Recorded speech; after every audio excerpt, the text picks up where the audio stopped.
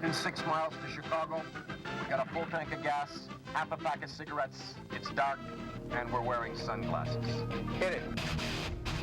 I don't know if Jake and Elwood Blues would qualify as some great stock car racers that have come from this neck of the woods and made it big in the sport. None bigger than Fred Lorenzen. 26 wins, the 65 Daytona 500 winner, Elmhurst, a suburb of Chicago. Absolutely, the golden boy, Fred Golden Lorenzen. boy, yeah. How about Tiger Tom Pistone? 11 seasons at NASCAR's top levels, couple of wins. Is that racing at Soldier Field over the window on that? How about that one? Bill Venturini, two-time ARCA champ from here in Chicago. His son Billy in the middle of that picture as well. Bill pictured on the right there.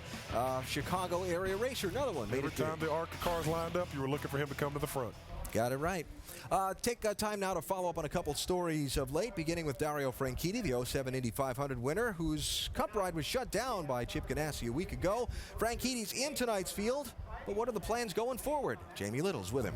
Well, we talked to him just a couple hours ago after qualifying, and his meeting with his boss, Chip Ganassi, was interrupted, but you said you were going to continue it.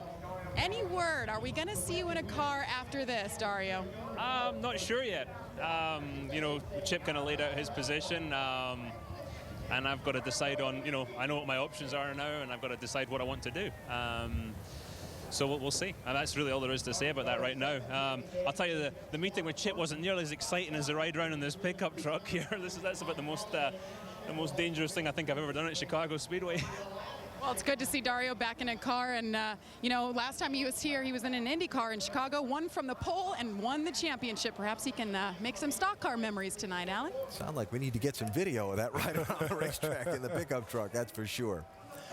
On Wednesday of this week, Joe Gibbs Racing announced that it had given Tony Stewart its release from his contract to drive for them in the 2009 NASCAR Sprint Cup Series. Yesterday here at the racetrack, Stewart told us that his future lies with the new Stewart-Haas racing team, a partnership formed between Tony and the Haas CNC team that currently fields the 70 and 66 cars on the Sprint Cup circuit. Stewart to drive one of the team's two cars, sponsors, and the other driver to be named shortly. Tony has won 8 championships with the open-wheel teams that he owns in the past 8 seasons. Tony's in the field tonight looking for his 6th win in 8 tries in the Joe Gibbs Racing 20. Let's hear from him. He's with Dave Burns. And as usual, having a lot of fun on pit road. Has to be a relief to you to announce what's happening next year for you in the Cup Series. But with all the fun you've had this year winning in the Nationwide Series, how much of a nationwide element can your life handle next year, whether it's with that team or with another? Well, we haven't even addressed that part yet. Haven't got that far, but I've had a blast with the Old Spice team and Dave Rogers and all these guys. I mean, to come into this series this year and win 5 of 7 races has been an unbelievable season on this side. We just wish we could take some of this luck and move it to the Cup side where we've had no luck this year. But we've had fun. I mean, it's been nice to go back and forth. It's kind of helped me as far as a driver, you know, keep my spirits up, and that helps keep the other team's spirits up on the Cup side. So just grateful that we get to run this Old Spice car and have fun in it. Alan, he'll try to go out with a win tonight. Well, the dominoes have begun to fall, Brad. What do you make of Tony Stewart's move?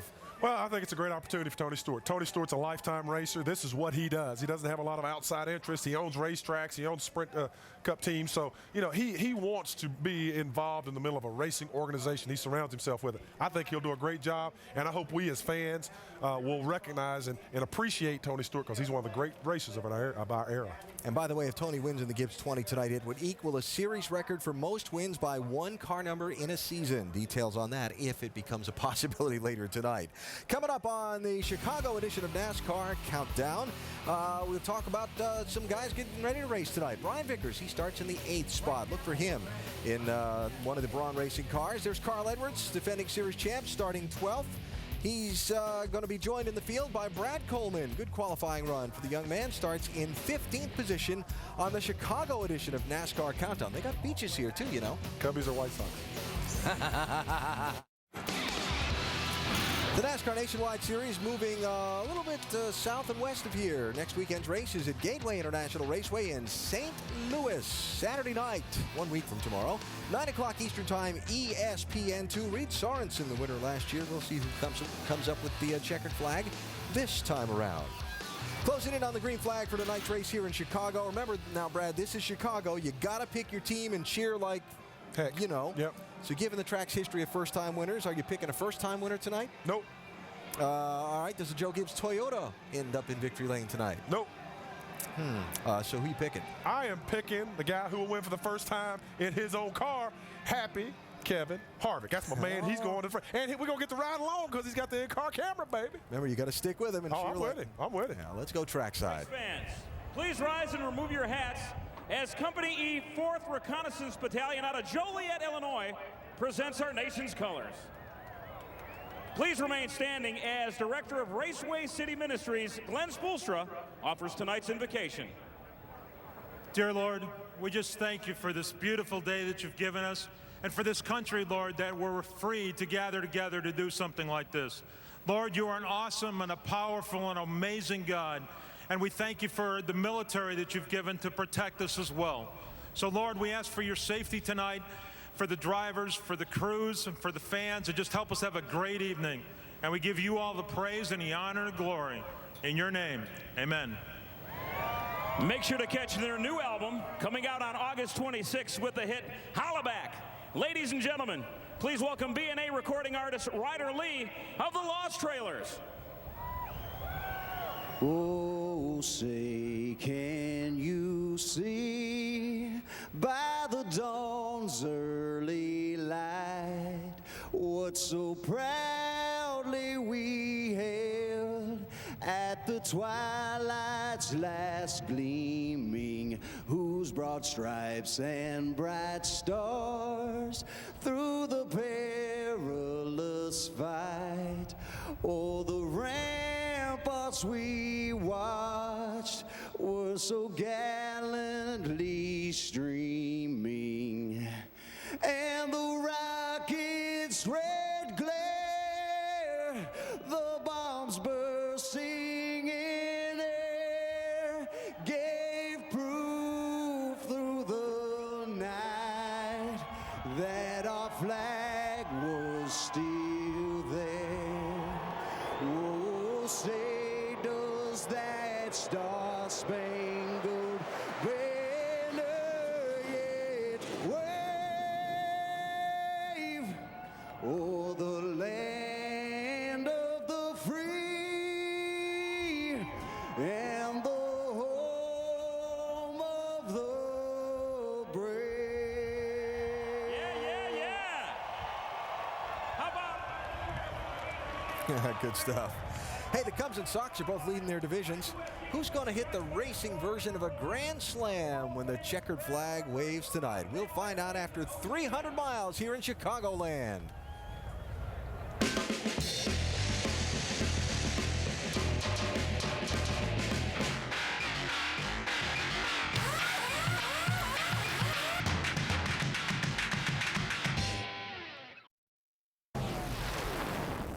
Fire 'em up, gang. You ready to rock? Stay ready. Green flag, green flag. Anything I can do about this head cooler? I'll try to get you a hose in there next stop. Matt wants to know about the P-tube hanging out your window. Trying to pull up beside me, I'll show him how it works.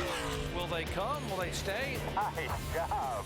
Tell you what, that was a good move right there. Can't believe he pitted. Fell for it. I don't even want to know why we pitted. The wrong thing to do. Kevin Harvick pulls it off at Chicagoland Speedway. That was awesome. Great job.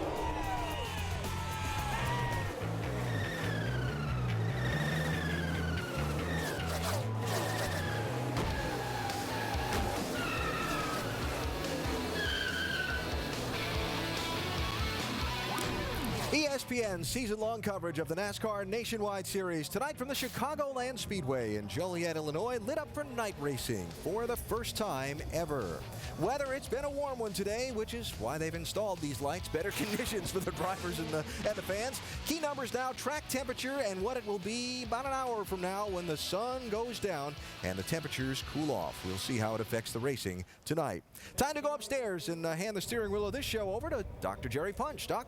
Thank you very much, Alan. And this race really has some added star power tonight. It's not just Brad Daugherty, folks. Take a look at these names here. We got Bush, Boyer, Harvick. You got Stewart, Edwards, Gordon. You get the idea. 15 drivers will try to double down in Chi-Town this weekend, which means they'll run both the nationwide race tonight and the NASCAR Sprint Cup race here tomorrow night. Hello, everyone. Along with Rusty Walls and Andy Petrie, I'm Jerry Punch. Glad to have you with us here in Joliet, Illinois. And, guys, we're talking about this race tonight. There are 8 drivers who are in the top 12 in the NASCAR Sprint Cup points who are in this event tonight. And with the chase just 8 races away, why are they going to run this race? Jerry, it's because we're in Chicago. It's one of the biggest markets in all of NASCAR, big city. And these guys all want to run good in front of their sponsors. They want to run good in front of the fans. And you know what? This is kind of like when they go to Detroit in front of the big 3. They want to go up there and show off. They want to run good. And it's the same darn thing right here at Chicago. Even with all the big names in the race tonight, if you look at the history of this race that's been run 7 times, 4 times, Andy, this race has delivered a first-time winner. Why? Well, it's a straightforward design. It's one of the modern racetracks that's been built, and it's got great transitions. Everything about the racetrack is really straightforward, and I think that lends to more inexperienced guys being able to do well if they've got a good race car. The other thing is, it's one of those tracks that strategy really pays off for guys. You can pull some things, some gambling that really pays off, and that's happened quite a few times in the past. Talk about the guys that have won here. The only 2-time winner here is Kevin Harvick. You heard Brad Daugherty say that's his pick to win this race tonight. He has never won in his own race car, having won here in 05 and 07. The ones highlighted, those are the 4 first-time winners here at Chicagoland Speedway. In fact, 3 of those drivers, Jimmy Johnson, Justin Labonte, and Casey Mears, that is their only win in the NASCAR Nationwide Series. Imagine that. Jimmy Johnson, a 2-time Cup Series champion, only has 1 NASCAR Nationwide Series win, and it came here back in 2001. Let's go trackside to get the command to fire them up.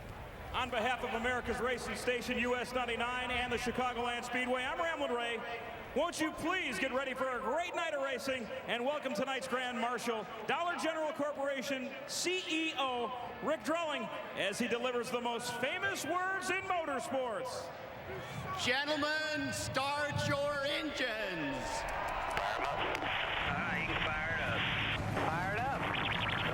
Fired up. Engine is fired. Gauges look good. The engine is fired up. Got oil pressure. We're all good to go here, boys. Bobby, be careful. Good luck, dude.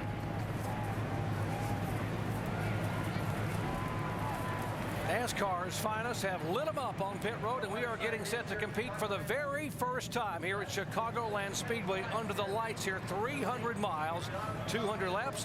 When we come back, we will take your question and ask your question and our question to that driver right there, Matt Kenseth, our in-race reporter who starts back in 19th position here tonight.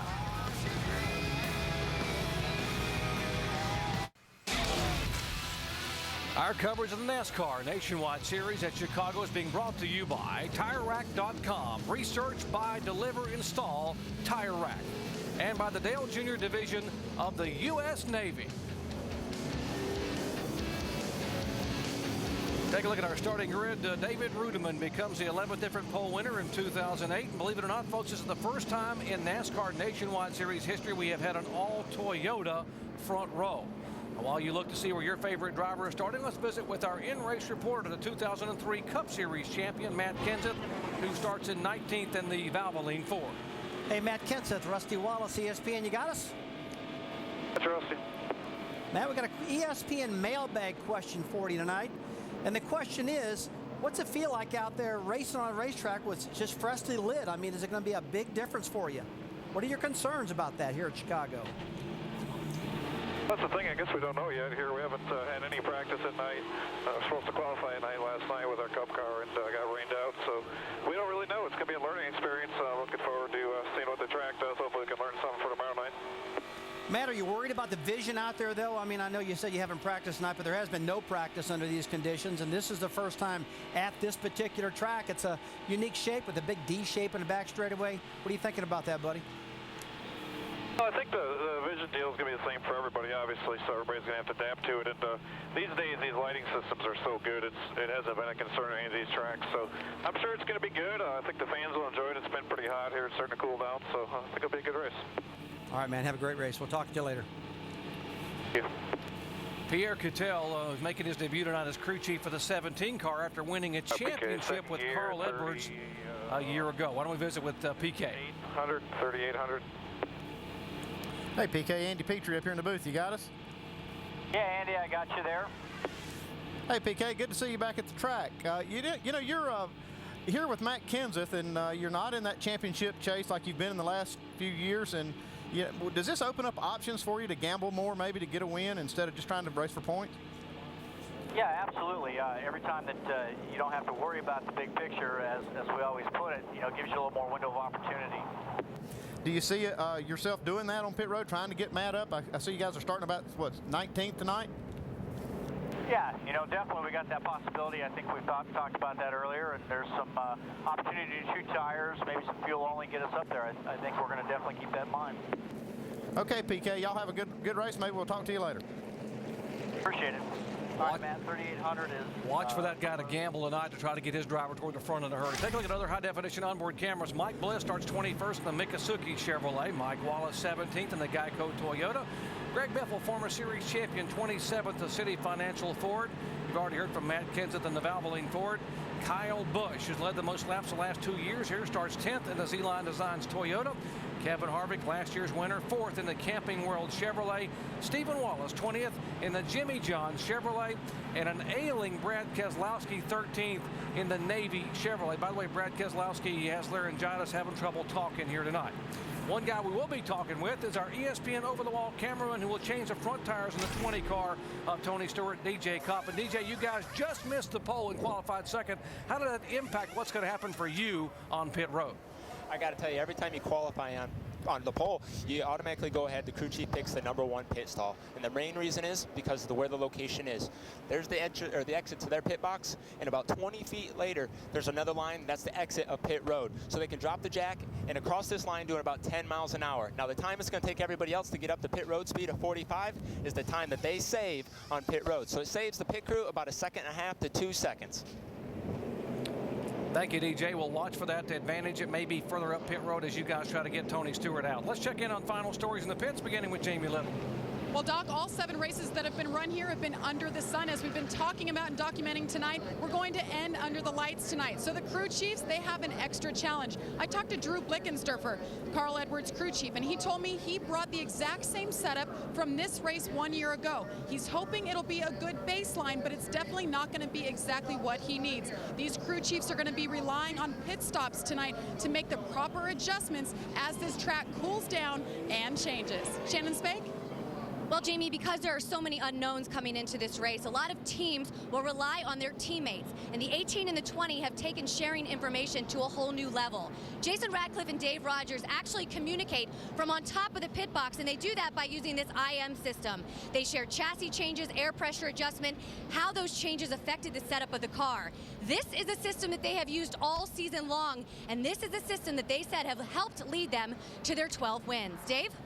Shannon, Brad Keselowski will deal with his laryngitis by nothing more than barking into the microphone when he has short commands, but he'll also rely on us to hopefully show a lot of in-car shots of him running the steering wheel in certain directions. His crew chief, Tony Eury Sr., can tell just how loose or how tight the car is by watching those shots, and they're hoping we'll show it a lot. That's up to the director, isn't it, Doc? Yeah, it just might be. Couple of cars going to the rear. Kevin LePage, driver change in the 52 car. By the way, in the 32 car, adjustments for Denny Hamlin. They had to go to the back of the pack. It is a 300-mile race, 200 laps, and they are lined up side by side. A pair of Toyotas. Great crowd on hand. Glad to have you with us here in Joliet, Illinois. NASCAR nationwide action as they hustle down to the green flag.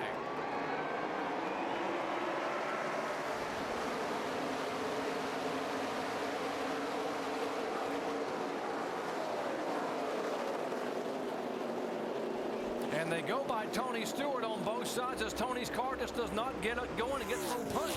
Yeah, it looks like he missed the gear on the start and actually got hit from behind by another car. Looks like he's going okay right now. Yeah, it looks pretty good right now, but Kevin Harvick really hit him hard in the back of that car. We got to get a look at Kevin's front end here pretty shortly because he really walloped the back of the 33 car of Tony Stewart. Stewart must have missed a gear or something went wrong, guys. There's the advantage as Rudeman will leave the first lap, and it will come by with Reagan, Castle, Burton, Harvick, Boyer, and Stewart. and slid all the way back to 14th position. Man, I tell you, that's one of your biggest concerns all the time at the start of the race, getting a good start, don't spin in the tires, something like that. But I don't think that Tony actually spun the tires, guys. Looks like the thing just missed a gear or something like that. Boy, Harvick hit him so hard, and that is very, very unusual for a team like that to have something happen. Have you missed a shift on the start of a race? Has that happened to you in the past? Oh, it's happened to me many times, Jerry, and it's an embarrassing time to let it happen. Let's watch this restart. See David Rudham get going. Kevin Harvick's behind him, and Tony just stops. He pulls it in gear, and the car doesn't go. Look at the damage on the back of the 33. Now, I don't think that's going to affect him much, but he's definitely got some damage right there in that car. Well, I missed the shift, and it made a hell of a racket, but we're good to go. Yeah, that's the worst possible situation you could have as a front row starter missing a gear. I mean, everybody's up on the wheel trying to get the best start they can. It's amazing that didn't cause a huge wreck.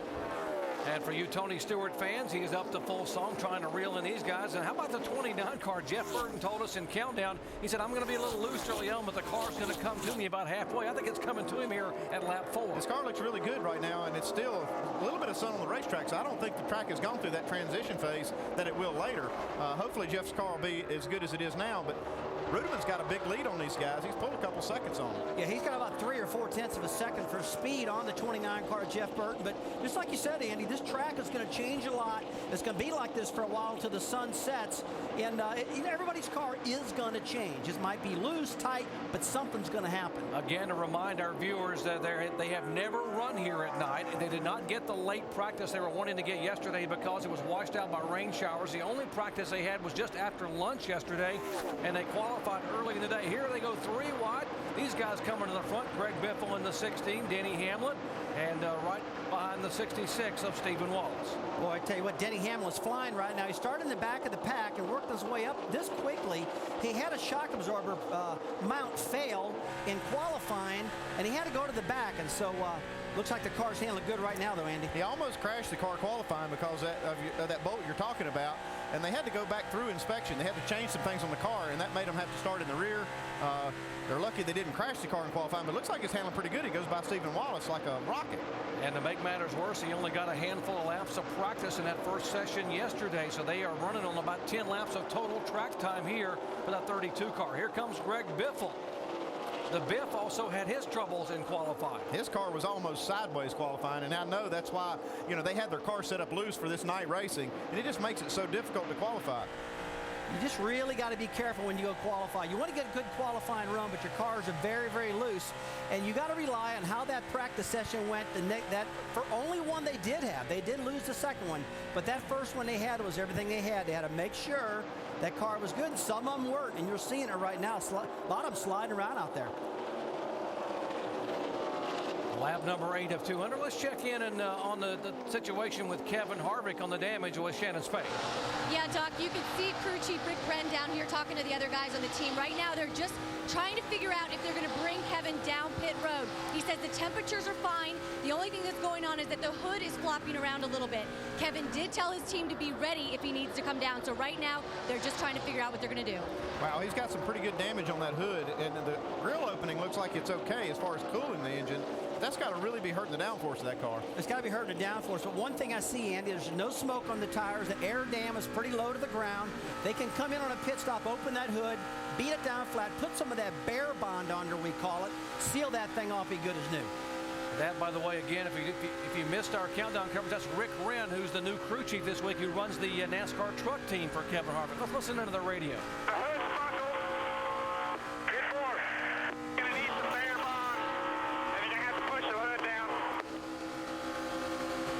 Looks like they heard you, Rusty.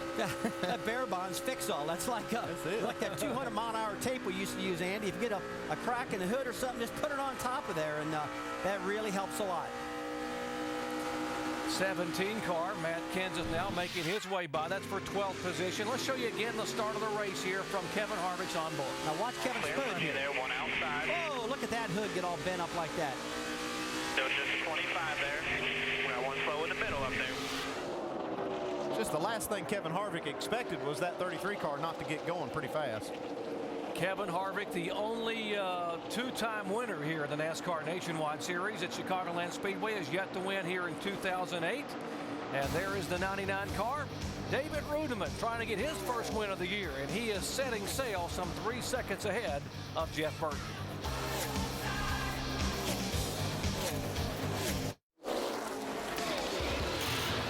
Welcome back to Chicagoland Speedway. Here's the motorsports calendar. Tomorrow, NASCAR Now, 10 a.m. Eastern time. How about some IndyCar action under the lights? Marty Reed and Company tomorrow night, 8 o'clock Eastern up in Music City, Nashville, Tennessee.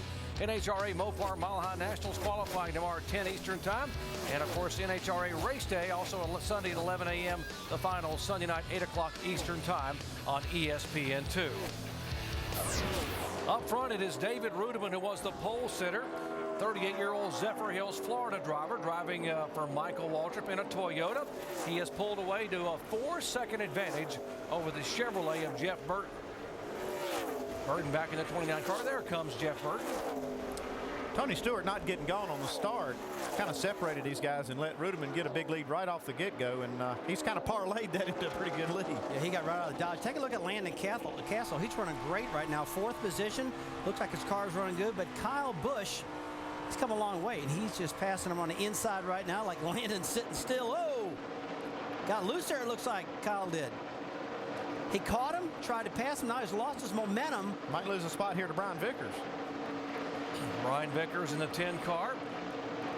Again, battle. It's 4th, 5th, and 6th on your screen. The 19-year-old Landon Castle holding his own against a couple of veterans there. Vickers going downstairs, and looks like Kyle Busch will ride the Toyota draft right on by the 5 car. I'll tell you what, they really caught Landon big time off of turn 4 right there. See Brian Vickers go to the bottom, and Kyle Busch just overhauled him on the backside, and that is just tight racing right there. Landon Castle, the learning curve very steep because he's got a really good car and a great owner in Dale Earnhardt Jr. and Rick Henry. But what about driving against the veterans from the Cup Series? The series is competitive, and on a competition side, it is difficult racing with Cup drivers. But as a young driver, it's almost like it's weighted if you do well. You know, if you run top 5 or top 10 against those Cup drivers, you get extreme exposure and credit for your accomplishments. Well, he might have gotten a lesson a second ago, and he's doing a great job there in the 5 car. Here's a little bit of contact from one of those Cup veterans. Yeah, is this a good job really by Kyle Busch not to get into him any harder, because Landon was struggling a little bit off that corner, got a little sideways. Dave, you got more on the 5? Yeah, Andy, that car has been just a little bit loose as we see Brad Keselowski now getting a run off the corner, trying to pass him as well. But the 5 car being loose, they also reminded him, the crew did, Landon, don't race him hard right now. Now's not the time. And you can see that the 18 and the 10 got by him. Yeah, Dave, if he races too hard right now, he's liable to get wrecked and not have anything to even race at the end of the race. And this guy really needs laps. He needs experience on the racetrack. Yeah, that's a key thing. You got a slick racetrack right now. It's going to transition. It's going to get better and more grip, but he's got to ride it out right now. Don't overdrive the car. And he's doing a pretty good job. I thought Kyle Busch got a little close to him. Could have maybe gave him a little bit of a break there. And here's the future not only of this series, but also of NASCAR. The 88 and 5 side by side. They are teammates. Brad Keselowski, who got his first win in Nashville. And here comes last year's champion, Carl Edwards, now getting a little bit more racy. Dave? And you might wonder about the condition of that race car. He's up to 9th, but started 12th. Here's what Carl said on the radio. I said it's turning real good. It's just when I lift, I can tell it's on the left a little bit, and it just turns around it too much, just a little bit. It bounces kind of hard on that left front too, more than it was in practice. Remember, this is information that crew chief Drew, who's only been with him for a few weeks, is deciphering and putting into his memory banks of what he can do for his new driver, Carl Edwards. Oh, Carl almost sliding up, as did the 18 car, into the side of the 5. Tell you what, guys, when you come down this front straightaway, a lot of them get real tight right to the bottom of this racetrack. In fact, a lot of them actually drive on the apron to try to pass cars, and you can see them coming off of turn 4, really getting tight down that front straightaway. You're going to see that a lot throughout this race. Yeah, I might point out that There is no out of bounds on this racetrack like we saw last week at Daytona. These guys can use the apron, and you'll see it. You'll see them use the apron on the front straightaway to pass each other. I tell you, there's a lot of times, Andy, I question why NASCAR lets that happen too. I mean, you got a white line down there, and it's a pretty abrupt change when you go off the track down on that flat part of the apron. It kind of upsets the cars, but the guys just use it and they get away with it. Carl Edwards on his way toward the front. Landon Castle trying to hang on to those early adjustments. And here's the guy they're chasing in the 99 car pole sitter, David Rudiman. The chasees are current points leader, Clint Boyer, trying to win a championship. How about the South Boston boy, Jeff Burton? The guy they're chasing is David Rudiman.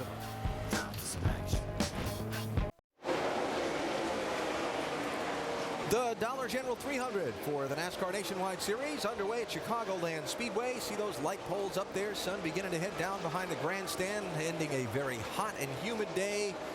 Who will be good when it's time for the finish of this thing, though? That's the question. Yeah, my man Harvick got a little dinged up there, so I think he's going to have a tough time working his way back towards the front.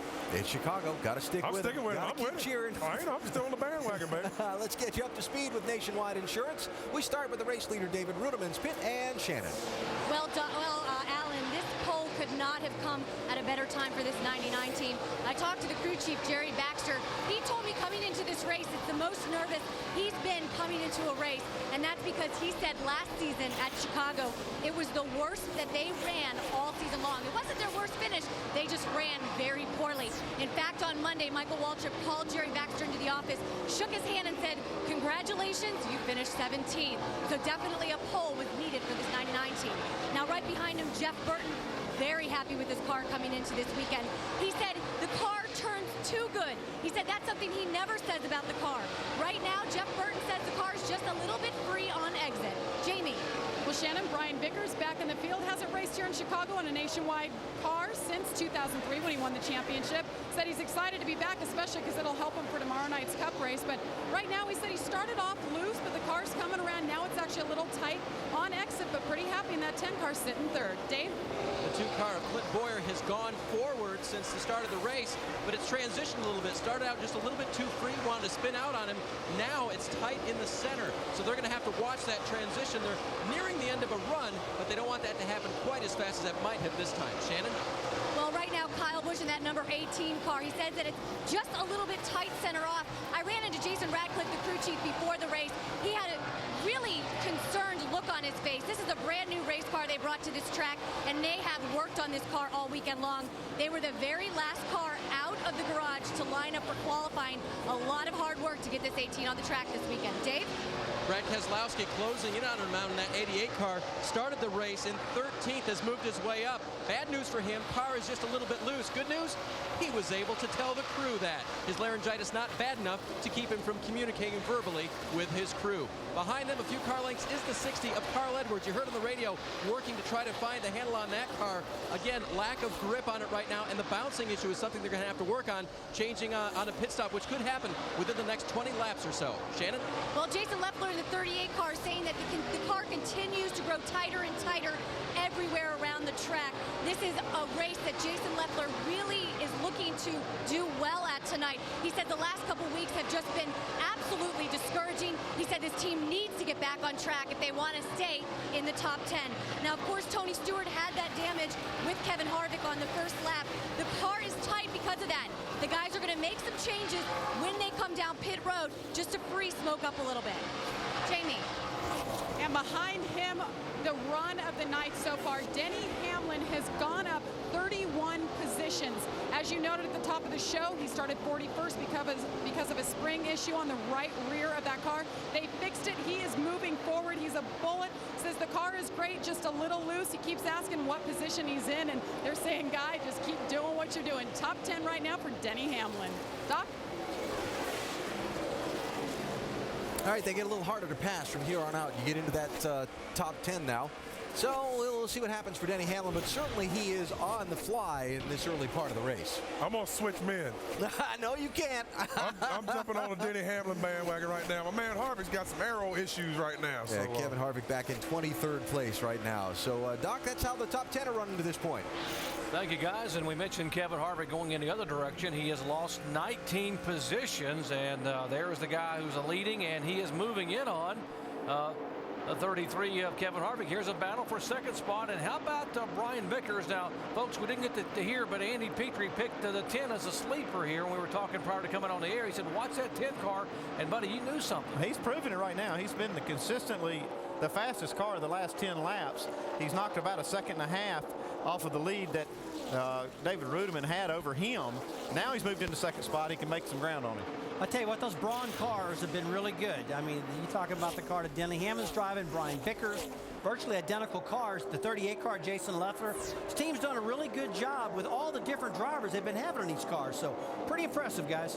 While you're watching these battles, we mentioned a couple of cars out of the garage area. The 02 of Andy Ponstein in the garage, the 31 of Kenny Hendrick, and the 90 car of Johnny Chapman. Here is Vickers at 45 miles an hour on pit road. What's going on? This has got to be unscheduled way before he would normally be coming. Jamie? Doc, definitely unscheduled. He had a vibration in the right rear, meaning to him maybe it's going flat. He wants 4 tires. That's all they're going to do. Very unfortunate for Brian Vickers, who, as Andy was just talking about, was the sleeper, moved all the way up to second. Unfortunate pit stop right now for Brian Vickers, guys. This could work out for him, Jamie, if this thing will go green, because he'll be able to get in and out of here when these guys make their pit stops. He'll actually probably wind up closer to the front, if not leading the race. I'll tell you, the way this race is going right now, it's looking pretty, caution-free at the moment. Just might work out. The cars, for some reason, guys, are getting really spread out at this racetrack. They're not real tight like they normally are, so I don't know what's going on. Maybe it's a transition here. And now we are being told the 10 car was too fast entering the pits, and he will have to do a drive-through penalty. That will definitely cost him. And the big point you made, the big word was if it goes green, and that means the fuel window at lap 55 to 60. He's going to have to hold on for about 15 more laps. Now he's going to have to come back down pit road. Yeah, this is really going to put a dent in his progress, because making this stop is going to really kill him. It was that first segment on pit road that he got caught for speeding, and this pit road, the entrance is really right off the corner. It's one of the hardest pit roads to get onto under green, and especially, I guess, to get down to speed. Yeah, there's a lot of drivers complain and actually miss the entrance of pit road, because you come off the track at close to 185 mile an hour. Man, that cone's right there. Jamie, what's going on down there? Well, Brian Vickers makes that long crawl down pit road, but you don't hear a driver agree with NASCAR too often. He came on the radio when the team just told him he was too fast entering, and he goes, yeah, they're right. Well, if he says they're right, that means he knows he was flying past that cone on the entry of the pits. And I got to tell you, it's easy to do. A lot of drivers did it last time. Go ahead, Dale, go over. Get the water. Get the water to spray on the cylinders. Find the dead cylinder. That is the 60 radio. Dave, you can add more? Yep, Carl radioed in about a lap and a half ago, said, I think it's blowing up. I feel something in it, guys. I think it's something in the motor. So they're going to come down pit road and go right under the hood. Drew Blickensturfer will lead this crew to try to understand what's wrong with it, but they'll get down here and look under the hood. Tough break for them coming in. The car, remember, was feeling funny from the start. Now they think it might be in the engine compartment. Well, that's too bad. We've had 2 real contenders now having problems right in a row. Yeah, last year's champion, Carl Edwards, 3rd in the point standings, trying to run both full-time in Cup and Nationwide. Yeah, we're just on 7 here. Yeah, they're going to raise the hood and see if they can figure out if it's anything stupid like a plug wire or something like that. But 9 times out of 10 it's something internal. You want to find that out. You see that bottle of fluid they've got there, squirt that on the headers. They can see which one is cold and identify the cylinder that's actually missing. I have had it a couple times where a spark plug wire would fall off, and you can come in on a pit stop and put it on to get going. But like you said, that very seldom happens, because the crews know that can happen, and they don't let it happen. It's got bearing or something going. I mean, it's going to go. We can run it, I guess. We'll follow up on exactly what the issue is with the 60 car. We are about 9 or 10 laps away from scheduled pit stops. We'll take a break and come back with pit stops from Chicagoland Speedway in just a moment.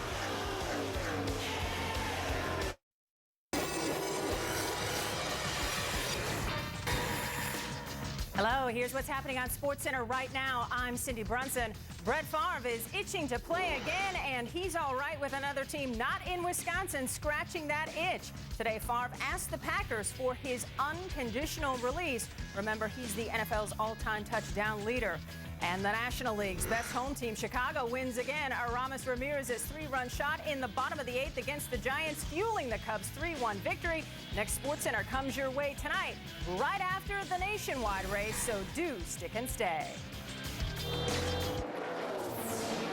Back at Chicagoland Speedway here in Joliet, Illinois, sun is setting and is getting close to the first pit stops. In fact, some of the cars have already been on pit road. Dario Franchitti has been in. Elliott Sadler has been in. The 32 is in. Denny Hamlin in. There's the leader. There's the 32 car of Denny Hamlin. Have been coming from all the way from the back of the pack. They get 4 tires. He is down and away. 38 car Jason Leffler a moment ago, a near miss, almost got caught speeding. Let's go down to the 5 pit where Dave is. There is Landon Castle. They're going to make a 4-tire change, air pressure adjustment for Landon at this time. Remember, the car was still loose for him, and that's what they wanted to help fix. 4 tires, and they're gone. Good stop for the 5-punch. And Stephen Wallison, you see him working on that right side. He wants 4 tires, trying to rebound after last week. It was such a disaster for him and his uncle, Mike Wallace, but they're working on the left sides there. A little slow on the pit stop there, Dave Burns. The 6 car of David Reagan was having trouble earlier, sliding the nose, and it had no rear grip on lap 24. Dave reported not any better. Air pressure and track bar adjustment for the 6-punch. Clint Boyer on pit road as well. He said the entry of this corner was okay. He didn't want crew chief Dan Deeringhoff to mess with that, but again, this car tight from the center off of the corner. Boyer on pit road. They'll make a 4-tire change with adjustments for him, air pressure adjustments on that 2 car, and then they'll send him back down the way. Remember, this is the championship leader in the Nationwide Series. Shannon? Yeah, your race leader, David Rudiman, pulling that 99 car down pit road. They were not going to make any changes, but they decided to just make a slight air pressure adjustment, saying that the car is a little tight in the center, gets a little tighter as the run continues. This team is really looking for a solid run here tonight. Your pole sitter, David Rudiman. Now, Kyle Busch is pulling his car down pit road right now, that number 18, looking for a solid run for Joe Gibbs Racing, hoping to get his 3rd win with his 18 team. Kyle said that the car, caution on the track.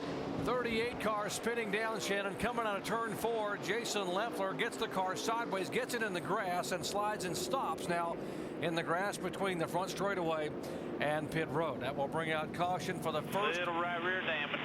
Valence still looks okay. And you heard what caused it, right rear tire for the 38 car. He will be coming back to pit road, as will many, because we are under yellow for the first time tonight. A lot of cars trying to get on the pit road. You see Tony Stewart now just coming off pit road. A lot of cars trying to get on that entrance, and it was really kind of a traffic jam. I don't know what happened to get Jason out of shape there. It's like everybody decided to pit at the same time, and they all bunched up on the entry, Andy, of the pit road. Got them all slowed down. You saw a moment ago our leader, David Rudiman, nearly missed the commitment cone. He was coming in. Well, that would have been disastrous. And you see that's the waving the sign, meaning pit road is closed. Let's see what happened to Leffler here coming out of 4. Oh, he just got loose and lost it. Got that right rear quarter panel up in the wall. Yeah, that was just a classic case, guys, of chasing a loose car and just lost it at that point. Yeah, just coincidentally spun past the entrance of pit road. Let's see what happened with the 18 car Kyle Busch on pit road. Everything looks pretty normal so far. Adjustments in the rear window, trying to get the fueling in. Whoa, 2 tires. They called off the left sides, probably because the caution came out. He also got caught for speeding off pit road, so he'll have to come back down under this caution. Well, that's a tough call right there. I mean, you see the caution flag fly, and the crew chief's going, go, go, get out of Dodge, because the caution flag's out. Don't get trapped on pit road, and now it's turned into a bigger problem. It's been a big break for a lot of guys that did not get to pit road. See, Jeff Burton's leading the race. Brad Keselowski is 2nd. Mike Wallace is now 3rd. Stanton Barrett now moved up to 9th spot on the lead lap. Big break for him.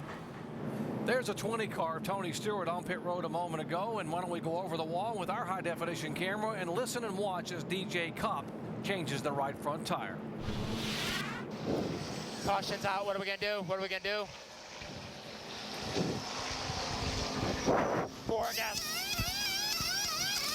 Where's our jack man? The caution messed everything up. Still 4, no call off yet. 1, 2, 3, 4, 5. Nice and easy. Nobody thought we were coming in, I guess. I'm not sure. 1, 2, 3, 4, 5. Okay, they're fixing the back. Had some problems with the right rear spoiler. Had to get it fixed. Brewer, maybe you could tell us why that spoiler, that damage, is making us a little tight, and we had to get it fixed. It's pretty good. Now that's how you do it. He's thinking the whole time. Andy, you were a tire changer. You're thinking about everything that's happening and waiting for that call off from the crew chief. That's what he was saying right there is exactly what's going through your mind as a pit crew member. He's just verbalizing it. And we need to go down and see if Brewer can tell us what they were doing to that rear spoiler at our Chevy Cutaway car. Tim? Thanks, Andy. Hey, like we discussed earlier, NASCAR has a 36-inch maximum height, but what it did when he got hit in the rear, it actually jacked the rear spoiler up. Me, I'm all for jacking that rear spoiler up, but in this situation, it made the car too tight aerodynamically, doesn't turn real well. So what they're trying to do is get that ass end of the car back down and get it in a situation to where it's not as much drag on it and alleviates downforce on the rear of the car. Andy?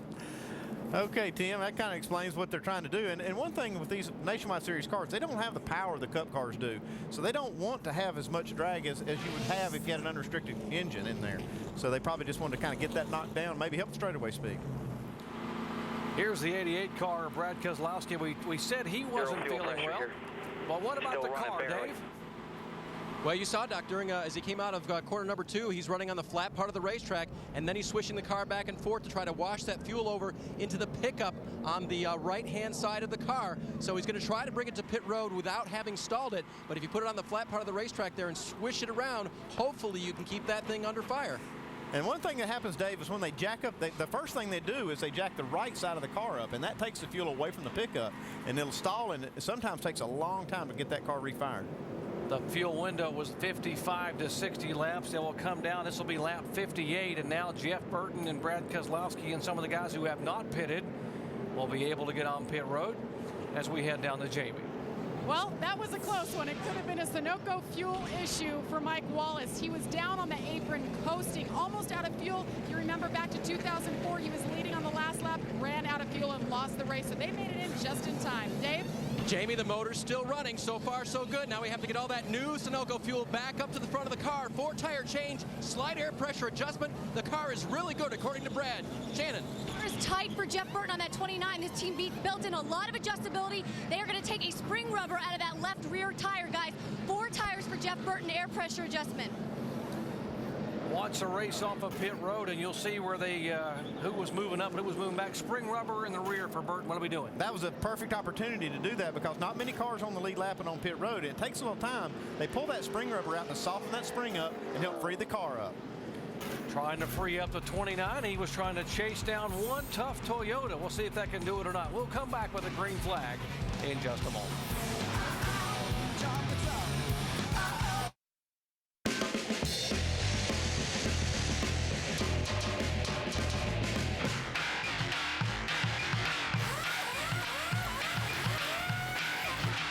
Some slamming and spinning here in the early laps at Chicagoland Speedway. And folks, next week we just move south about 250 miles for race number 21 in St. Louis. Actually, we stay in Illinois. The track is in Madison, Illinois, just across the river from St. Louis. 200 miles, 200 laps. Last year, Reed Sorensen dominated from the front row. And folks, he's going to be back in that car next week to try to defend that win at Gateway International Raceway. Our lucky dog under this caution flag is the 70 car. He was our Aaron's lucky dog, first car a lap down, and he will get the Aaron's free pass to get back on the lead lap, and that is Mark Green. Leaders are in turn 3, and we've got Brian Vickers actually leading this group. He's 1 lap down. He's actually just about 2 laps down, but he's going to start up on the front. You see David Rudeman there, the leader. He is in the mid-pack with all these cars in front of him, so you can able to see David has got a lot of traffic in front of him. There's Keselowski in second spot, Brad Keselowski. Jeff Burton.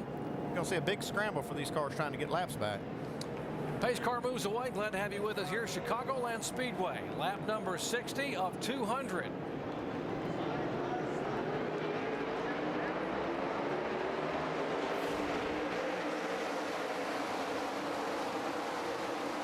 Denny Hamlin up high. Ryan Vickers down low. Elliott Sadler. Wow, there's the scramble. Clint Boyer in that mess. He's the points leader. He's got to be careful. He didn't disappoint. I said it was going to be a scramble. Man, I tell you what, Denny Hamlin, he got through that gearbox just perfect. Pulled right up on the back of his teammate, Brian Vickers. And these cats are setting sail right now. 3 wide there is Matt Kenseth. He's the meat and net sandwich. And with the 6 car, David Reagan up high. And Bobby Matt Kenseth. And 17 goes around. We were just watching if he was going to be able to make it by. And the car goes spinning around and will bring out caution for the second time. And I just started to say that's not where you want to be. You don't want to be in the middle of that pack. That's not a good break for Matt Kenseth, but it's a huge break for a lot of cars that were in front of the leader when that caution came out. He was 3 wide. He had David Reagan above him and the 25 of Bobby Hamilton Jr. below him, trying to get off the corner. I'll show you what happened again. Seeing right in the middle of the racetrack here, Bobby Hamilton Jr. underneath them. Bobby just gets in his left rear quarter panel. Just a slight nudge, and around goes Matt. Looks like he didn't really hardly hit anything, so he should be okay. Probably mad. Yeah, probably not going to be too happy with Bobby Hamilton. Pretty mad, though, you know.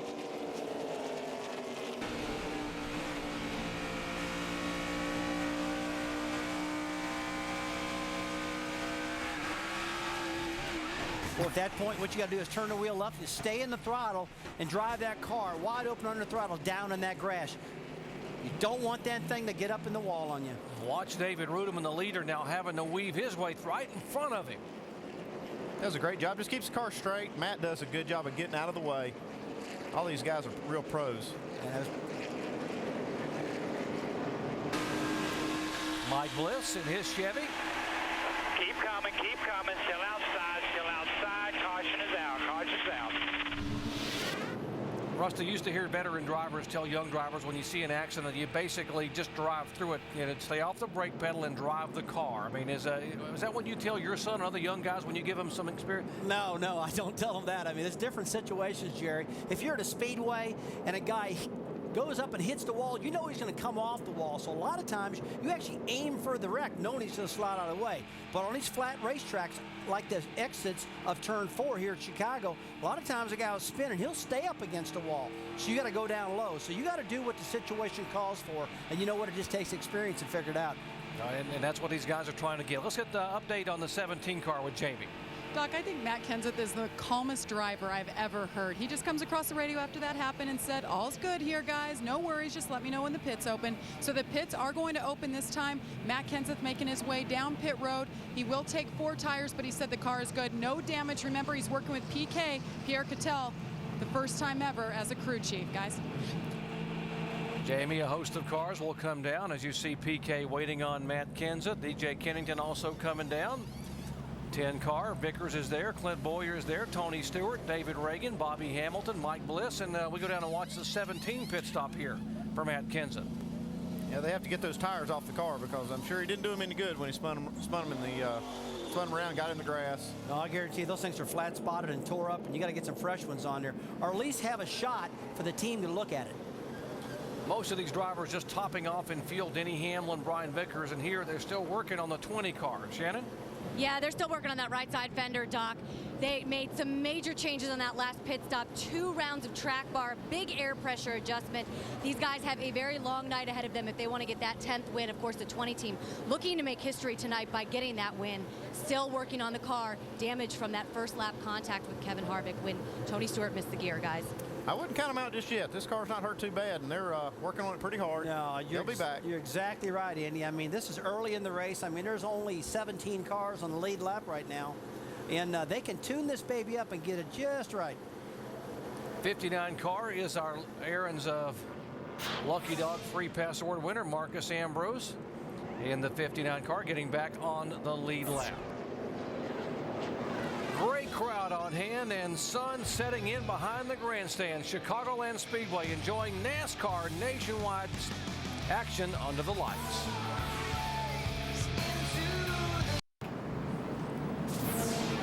Welcome back to Chicagoland Speedway. Just completing caution number 2 on the night. There are 18 cars on the lead lap. David Rudeman has led twice for 60 laps. He is our leader. Brad Keselowski, Jeff Burton, Mike Wallace, Jason Keller. That's the top 5. Kelly Byers back in 6th. As the pace car getting ready to pull off. And they're telling us that they are actually going to call off the start because there is some debris on the racetrack. And NASCAR is saying, the spotters are saying they see on the track. So that's why you see Kevin Moss still holding the yellow flag out from the flag stand. A lot of cars getting a break right there with that caution flying right in the middle of green flag pit stops. Jason Keller up there in the top 5. Kelly Byers right behind him. Mark Green in the top 10. He's running 9th. Tell you what, those cautions really scrambled up the running order right here. I mean, only 17 cars in the lead lap, actually 18 right now. And you wouldn't think there'd be only that little cars in the lead lap, only 66 laps in a race. Another break for the 20 car, Andy, to come down and get some repair work done there for Tony Stewart. Yeah, quick thinking by Dave Rogers to go ahead and take advantage of this extra lap they're getting and work on this car a little bit more. They've got it looking pretty good. Like I said, I wouldn't count this 20 car out of this thing. As a crew chief, when you look at that damage, what concerns this guy the most when he sees what's happened there with the right rear fender and quarter panel? What he wants to do is get that right side of that quarter panel flat, because they use that quarter panel to make a lot of side force, and they don't want anything to fall off of it, like that back bumper. They don't want it to start working its way loose. They could get black flagged if they had a loose piece of that, so that bare bond will hold that. See how they stick that on there? It is super adhesive. This has been the heavyweight champion of the NASCAR Nationwide Series. This team, Dave Rogers and company, have won 9 races in the 20 car with 4 different drivers, and Tony Stewart has won the bulk of those. He's a 5-time winner, trying to go for his 6th win tonight. Tony trying to hustle and catch up to the field there. Yeah, well, this scramble's not over for these cars trying to get a lap back. We got cars in front on that inside line that are 2 laps down and trying to get these things back, and 1 lap down cars behind. Pace car trying to pull off as David Ruderman lead him down. Let's listen to the spotters as they try to help him drive through this first lap as we go full throttle. Where's in there, boss? Pace car saying, let's be ready. Let's be ready. Let's land back just a little. Be ready. Get ready. Green flag, green flag, green, green, green. Pick up this side, clear. Still there. Still there. Clear, clear. Outside. Still one inside there, one inside. Inside. Bumper, 25. All clear, all clear. There you go, nice and clear. Keep digging, brother. Door, corner. Clear on the 47. Clear, Top buddy. trying to move. Got it low. Still clear. Good. Keep doing what you're doing right there. Clear high. Yeah, you got the lane, you got the lane.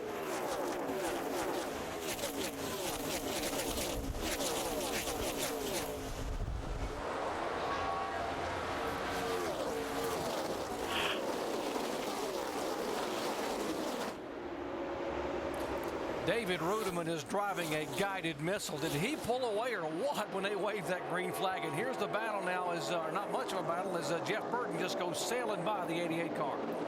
That restart was just a little bit calmer than that first one, or the last one we just had, with all the cars on the tail end of the lead lap in front of the leaders.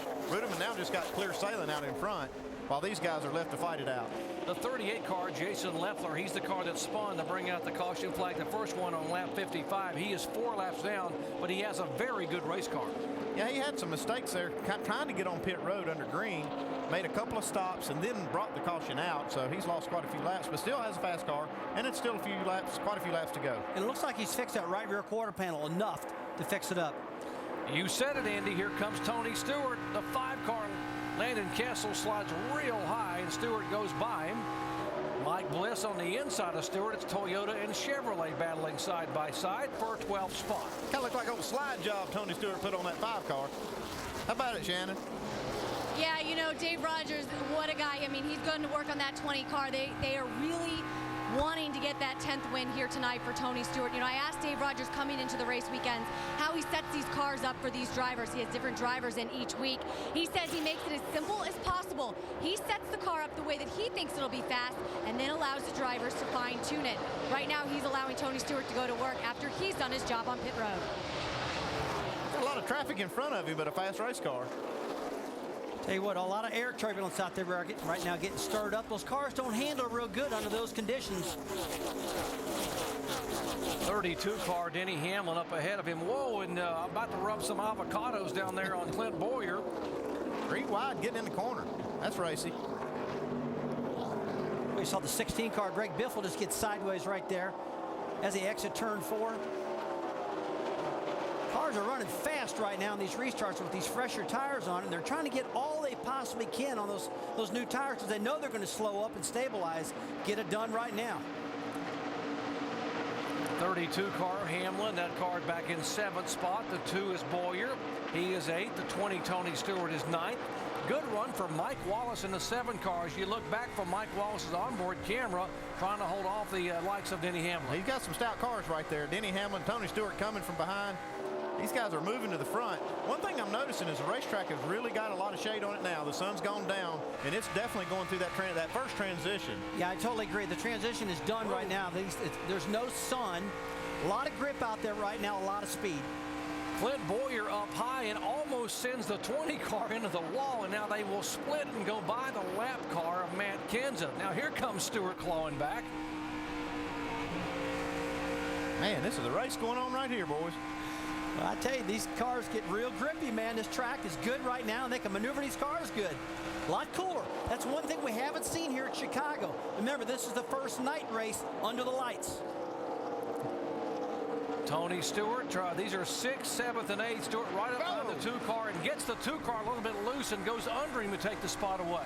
You can see that coming. Yeah, he never touched him. He just got him aerodynamically loose, and that turns the car sideways. Dave, what about that 2 car? Wow, great racing in the middle of the pack there, Rusty. The crew chief on the 2 car, Darren Deeringhoff, told me that this is the meaty part of the race where it changes from day to night. It's not as long as the 600 in Charlotte. Doesn't start as early, doesn't end as late. But right here is where teams have to make the right moves for their driver. Unfortunately, that move was not caused by anything the crew could do. Just got Clint loose. Right up behind him, and Rusty, as a driver, can you see this coming in the mirror? Oh, yeah, you can see it coming when it gets right on your bumper. Hey, man, that just makes you loose. Look there, he didn't touch him. That baby just got loose, started sliding around. And Tony pounces on him, passes him. But you know what? Boyer could come back and do the same thing back to him. If he didn't touch him, you couldn't slide a piece of paper between those bumpers. I'll tell you that. Just trust me, he didn't touch him, man. He could have sprayed some Old Spice on him as close as he was. They were just inches apart. And these guys are making, and it cost him 4 positions. The 2 car was running in 6th spot, and now he is falling all the way back to 10th position. That 20 car's been like a freight train since his restart, going to the front. Nothing's going to stop him from getting there, does it look like? Jason Keller, the 11 car, in front of Boyer.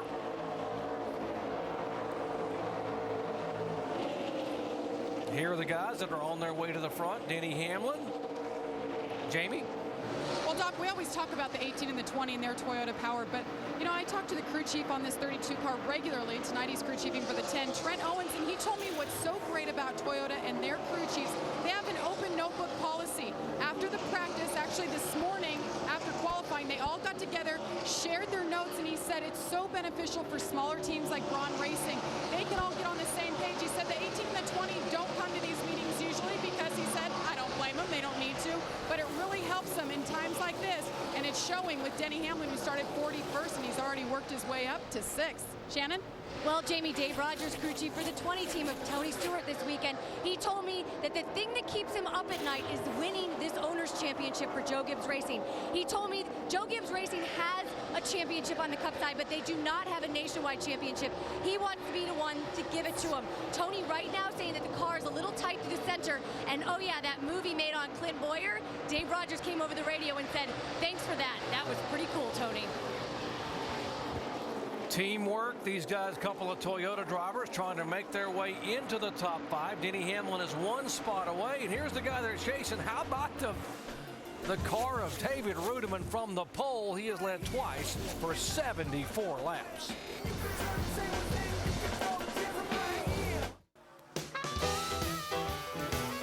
The Windy City of Chicago, great sights at some of the greatest sports venues of all time. Yep. Take me out to the ballpark. How about legendary Wrigley Field? And this weekend, little NASCAR on ESPN comes your way from Chi-Town. NASCAR Now will update all our coverage tomorrow morning, 10 a.m. Eastern Time. How about some IndyCar action from Nashville, Tennessee tomorrow night, 8 o'clock Eastern. NHRA Mopar Mile High Nationals qualifying tomorrow at 10 Eastern Time. NHRA Race Day on ESPN2 Sunday at 11 a.m. And, of course, the Mile High Nationals final Sunday night, 8 o'clock Eastern Time on ESPN2.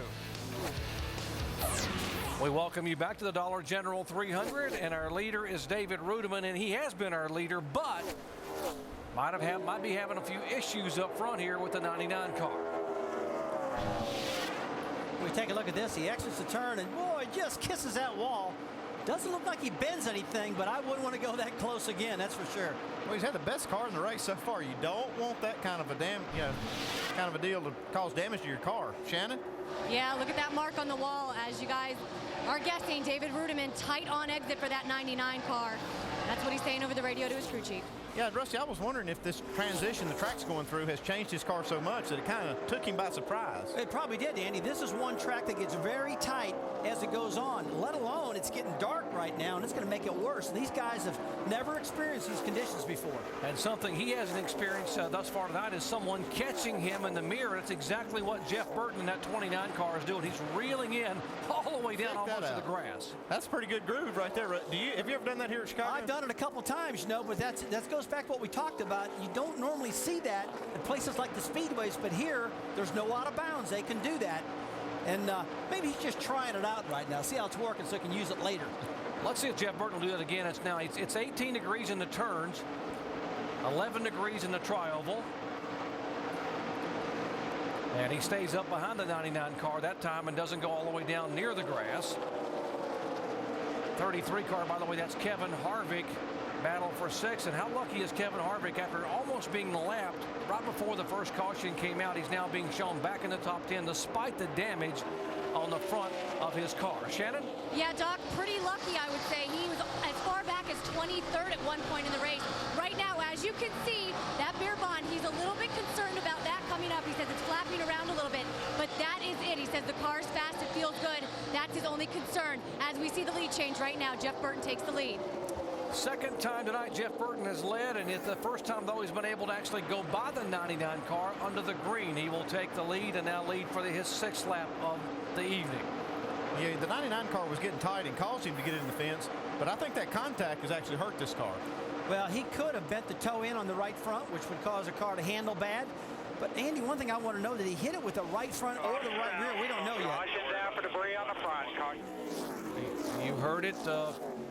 We are being told the debris might have come out of the back of the 20 car off of some of that torn up sheet metal. It is red and looks like the colors on the 20 car for Joe Gibbs Racing, but in any event, the caution is out for the 3rd time tonight, lap 89.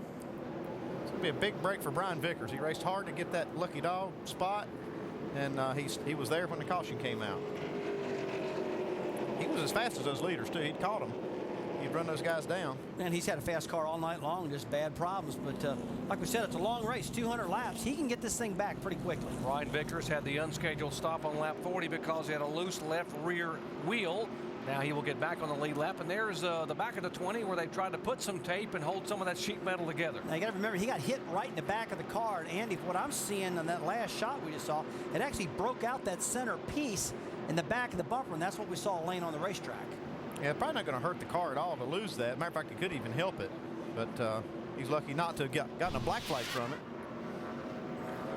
And watch the back of the 20, top of your screen there. We'll see if it just peels. Yep, sure does. Well, let me tell you something. That is not going to hurt this car. I've seen this many times. The air is trying to get out from underneath these cars. If you can relieve that, you got something. Here come the leaders down pit road. It'll be lap 90, 45 miles an hour. They're headed down to you, Jamie Little.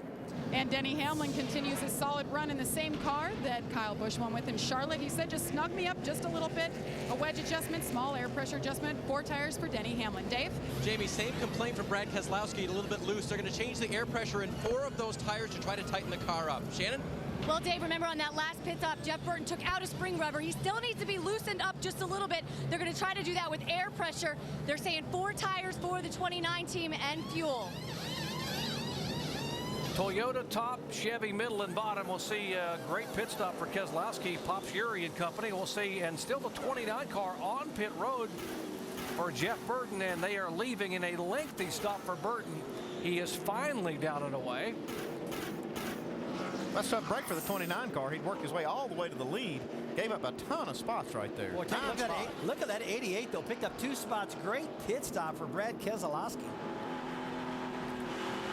And we're continuing on the 33 car of Kevin Harvick, last year's winner here. The only 2-time winner in Chicagoland. That was Brad Daugherty's pick before they had damage on the front of the car. They're trying to get him fixed. Back with the green in a moment.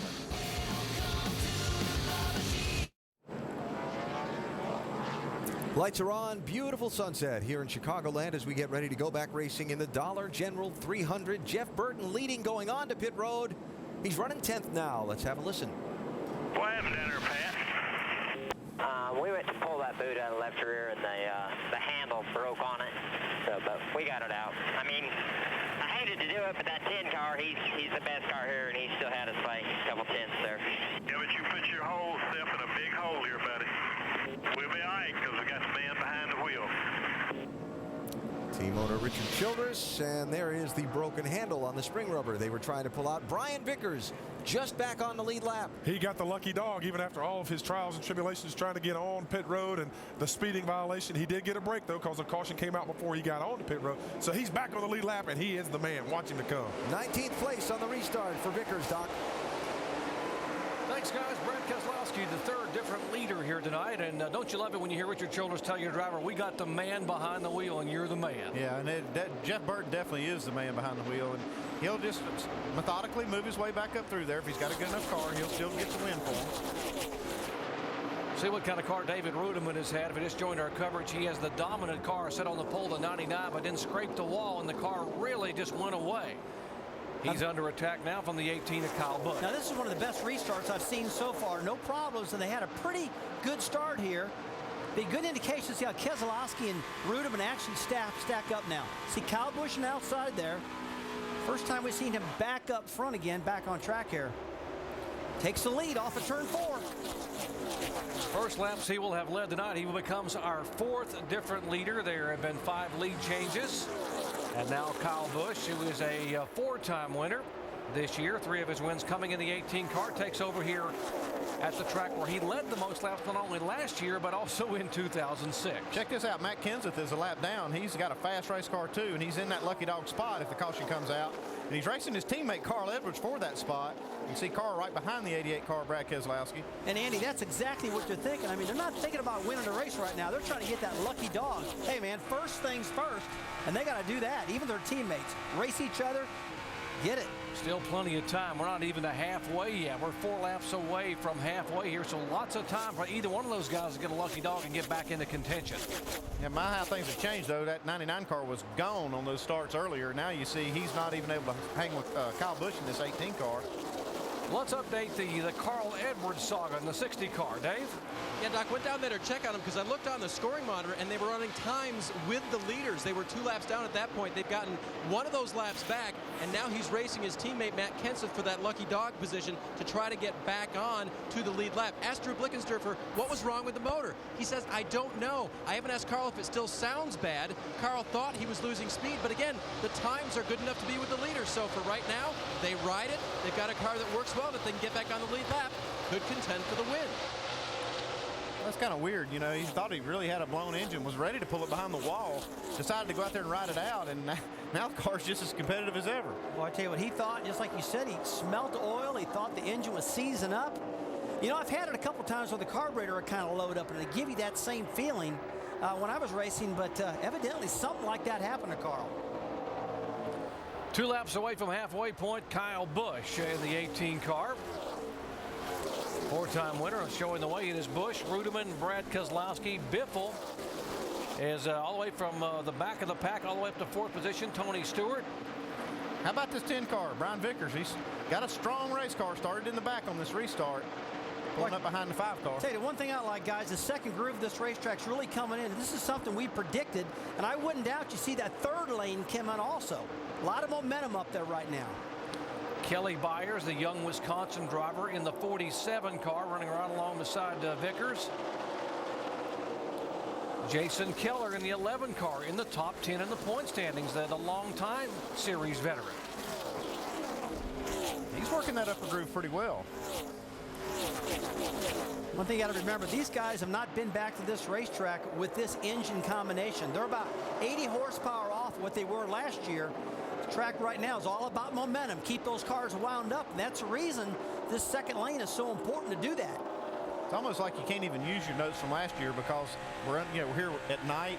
We got a different engine combination. Everything's different this year. Looking over from Stephen Wallace's onboard camera, Landon Castle trying to go by. A 20-year-old and a 19-year-old battling. Talk about the future of this sport being in good hands. A little 3-wide action. Look down below. Whoa, here comes that 10 car. And I'll tell you what, Steve Wallace's car was nowhere at the start of the race, and man, it cooled off, and that thing started taking off now. A lot of the cars are a lot different since his sons went down. Ryan Vickers said, you know, I'd like to wait on you guys to battle, but I'm in a hurry. I got to go. Yeah, I need that clean air. Let's see what this car will do now. 11 car going by Keller. Let's see what the 10 car can do now. Some clean air in front of the 5. See if Landon Castle can hook up with Vickers.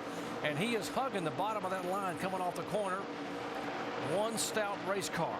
I can tell you one thing, guys. There's nothing wrong with clean air. That's Mr. Feelgood when you get to have that clean air. Jamie? Yes, it sure is, Mr. Feelgood. And you guys noted he got lucky on that last stop. He came in and said the car was good, no adjustments, just 4 tires, but he got himself back on that lead lap. That's the key. He has got a lightning fast car. They told me they are capable of winning. A lot of extra pressure. Dollar General on the car, and it is the sponsor of the race, so they're looking to bring home a victory. Brian Vickers, fast every time he's in the car, but has not had the results that this team was looking for. So keep your eye on the 10 car. Pass for position. Thank you, Jamie. The 29 you talked about, he would slowly and methodically make his way back, talking about Jeff Burton going by the 20 of Tony Stewart. And if you just joined our coverage, the pit stop, they had a problem getting the handle out of a spring rubber. Cost to the 29 car 9 positions on pit road. He came in as a leader and came out in 10th spot.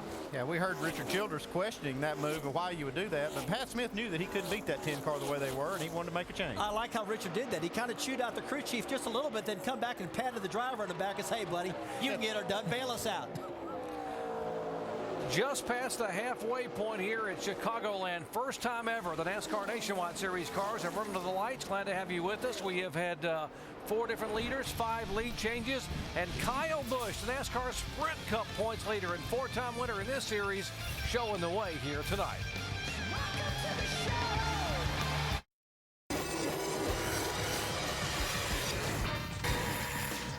Hello, here's what's happening on SportsCenter right now. I'm Cindy Brunson.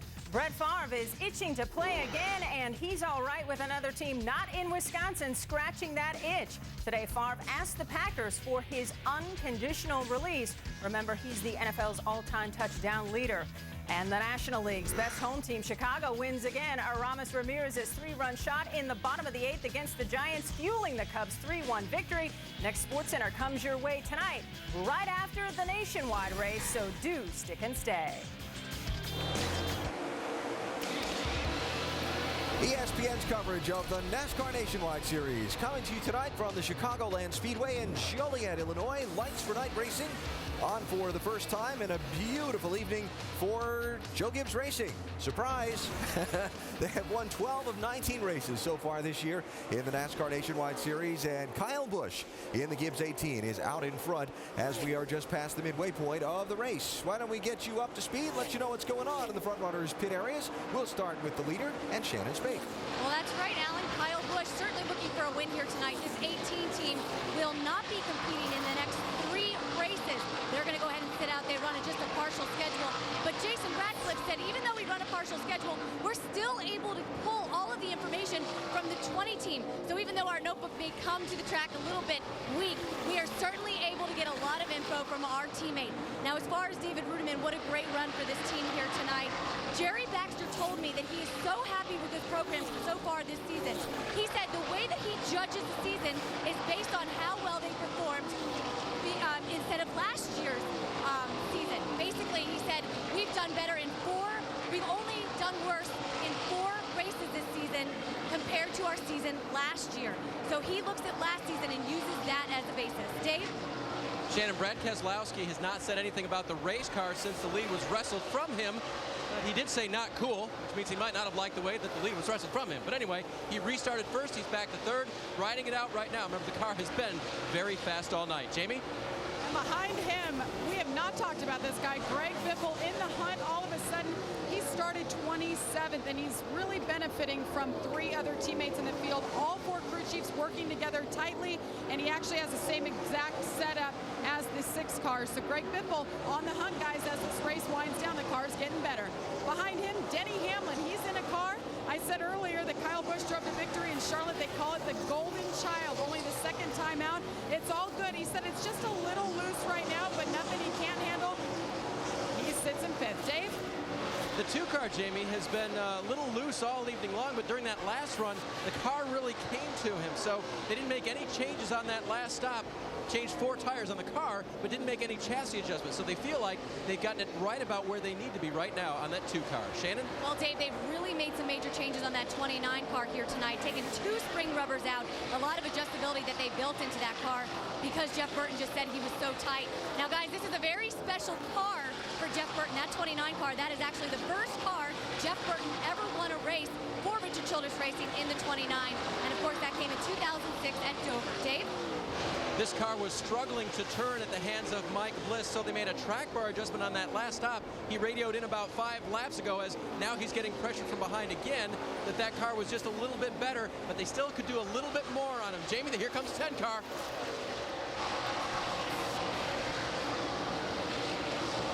And he's on the move. Brian Vickers behind him, working his way up, got that lead lap back. He was the lucky dog last time around. And guys, we got to keep our eye on this. They think they can take the win. Shannon?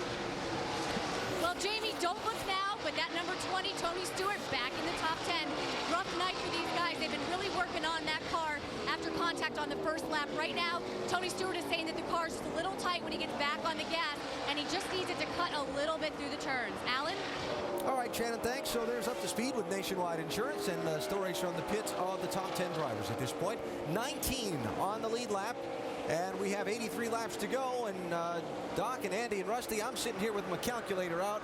If this were to go green to the finish, fuel mileage could get to be kind of an interesting thing, too. Yeah, it is, Alan. They're going to have to really stretch it on both these runs if it does go green. We haven't seen evidence that it's going to do that. We've seen some cautions tonight, but it could work out that way. I'll tell you guys, it seems like a broken record. I've heard this all year long. Fuel mileage. With these 18-gallon fuel cells, it seems like it's been tougher this year with this fuel mileage stuff.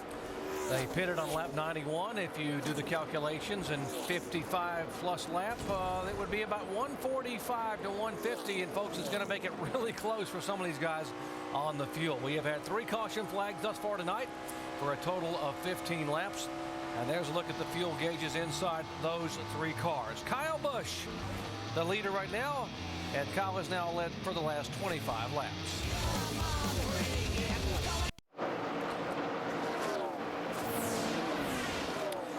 Welcome back to Chicagoland Speedway here in Joliet, Illinois. The NASCAR Nationwide Series at Chicago up front.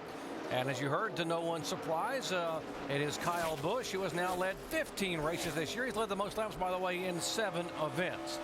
And we talked to some of the drivers about how Toyota has managed to do what they've done coming in to NASCAR in both the NASCAR Sprint Cup and the Nationwide Series. Here's what the drivers had to say. I think it was a strategy on Toyota's part to come in the sport and gain respect. I think Gibbs' relationship with Toyota and their own power, their own people, have built what they have. So if someone else would have built that, they could have done it too. You've taken somebody that gained all their knowledge, teamed it up with somebody that already had a tremendous amount of knowledge, and created something that is better than everybody else's. Now, as far as saying, can our Dodges catch up in the Nationwide Series? I don't know if it can. When it's not just one guy, you know, it's everybody that gets in it wins, you know, it's frustrating. Gibbs did nothing wrong. They just stepped up and did everything right. It's up to us to beat them. You get the respect from Joe Gibbs and J.D. Gibbs, the organization. You get the engine genius of one Mark Cronquist, who built great Chevrolets, now doing a great job with the Toyotas, and that's the results, folks. 13 wins. Everybody else combined 6. Shannon?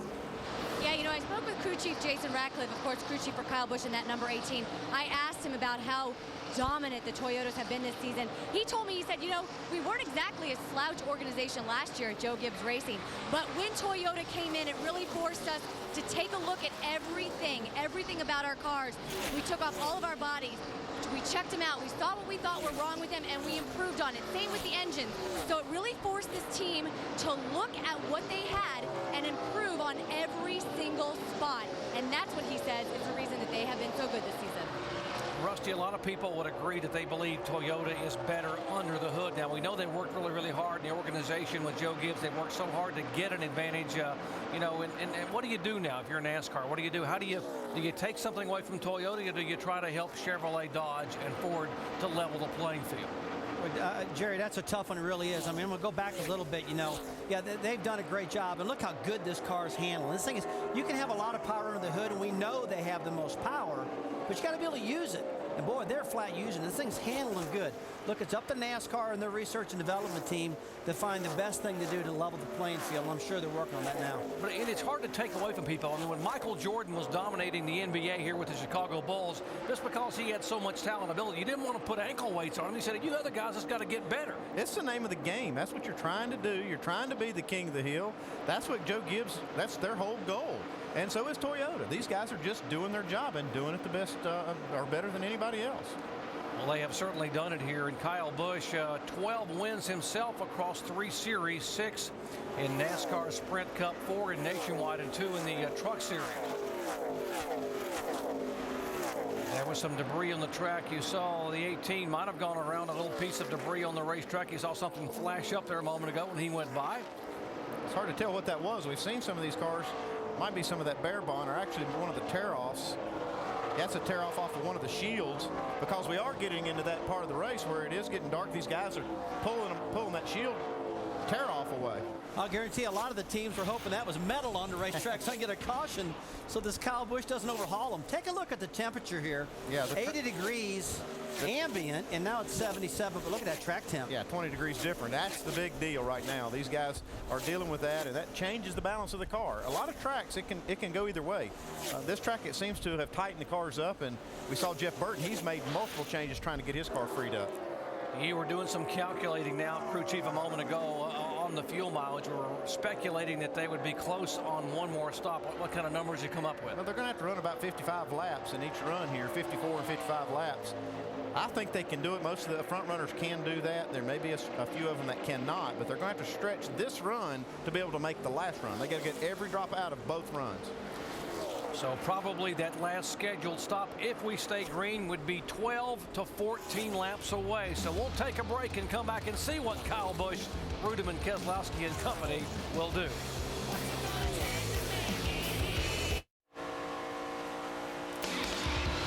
Welcome back to Chicagoland Speedway. NASCAR Now updates tomorrow morning, 10 a.m. Eastern Time on ESPN2. IndyCar action. Marty Reed, Scott Goodyear and company tomorrow from Music City, Nashville, Tennessee, 8 o'clock Eastern Time. NHRA Mopar Mile High Nationals qualifying tomorrow night at 10 o'clock.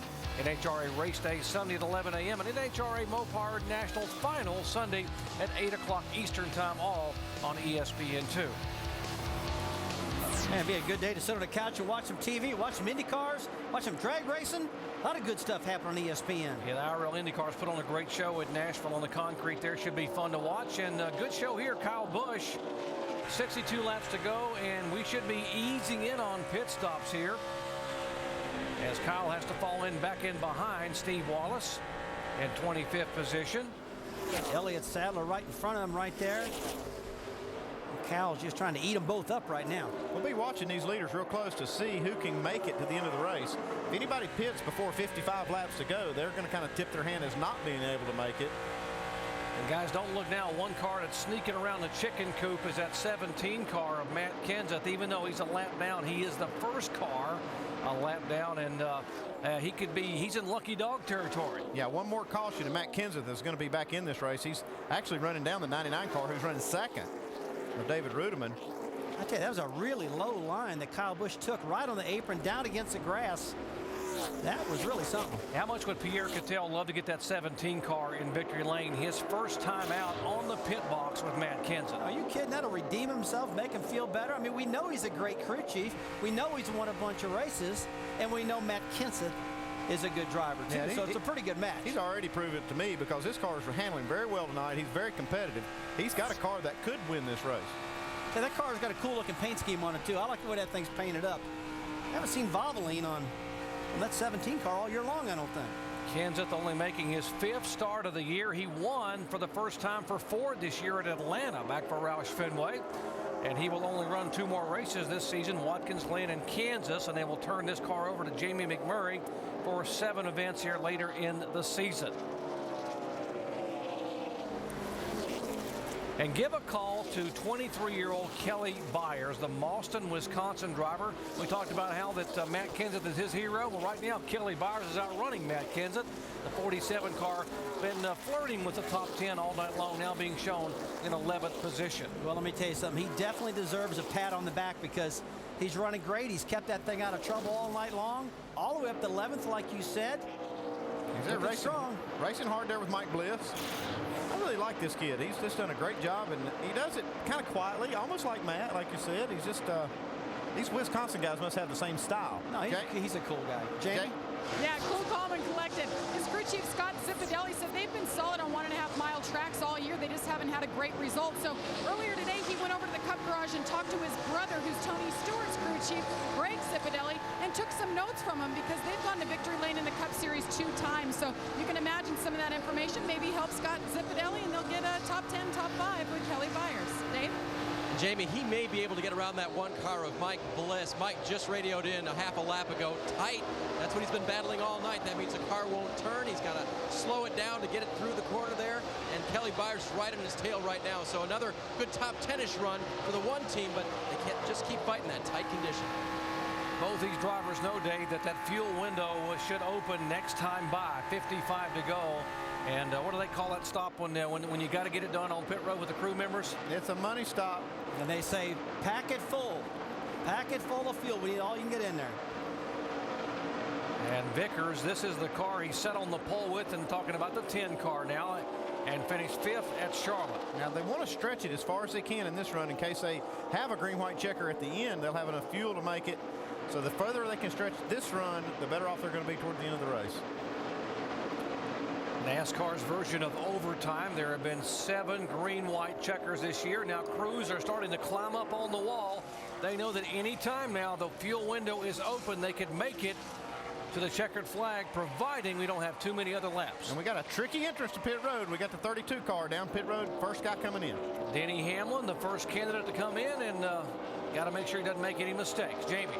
He's got to hit the spot. Like you guys said, money stop, 4 tires, no adjustments. He said if the car was a little loose. Guys, he's looking to get his win here. He's coming off a win from last weekend, but with a different team here tonight. Denny Hamlin, 4 tires, little slow on that right side, getting around to the left side. For him, they'll have 54 laps to go. He's down and away. Not good. Not what they wanted, guys. Still has a long way to go at 45 miles an hour down pit road. And we're watching for the 18 car to make his stop. Typically, though, the Joe Gibbs cars not only are fast, they get great fuel mileage. Yeah, they do. They can stretch the tank of fuel. And the 18 car is, he doesn't look like he's making a move towards pit road. Well, you know, if he pitted right now, he can make it no problem. I mean, 53 to go. I mean, this thing is making some fuel mileage. It's going down the straightaways around a corner so fast. It looks like it's just so friction-free sometimes. They can get better gas mileage by doing it that way. Dario Franchitti on pit road in the 40 car, the Chip Ganassi, Felix Sabata's car. Last time here, he was an IRL champion. He crowned a championship here while winning from the pole. Watching the left side of your screen, Franchitti down 17 seconds, and the 99 and 88, a couple of double numbers battling for second position. Leader headed down, Kyle Busch.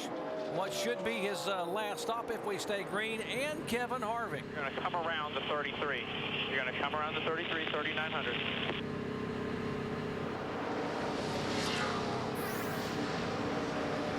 Well, your race leader, Kyle Busch, bringing it down pit road about 10 laps ago. He told his crew chief, Jason Ratcliffe, that he thought he might be having some engine problems. But right now, all good with the car. All they're going to do on this car is take a tear off that front windshield. 4 tires. Jamie.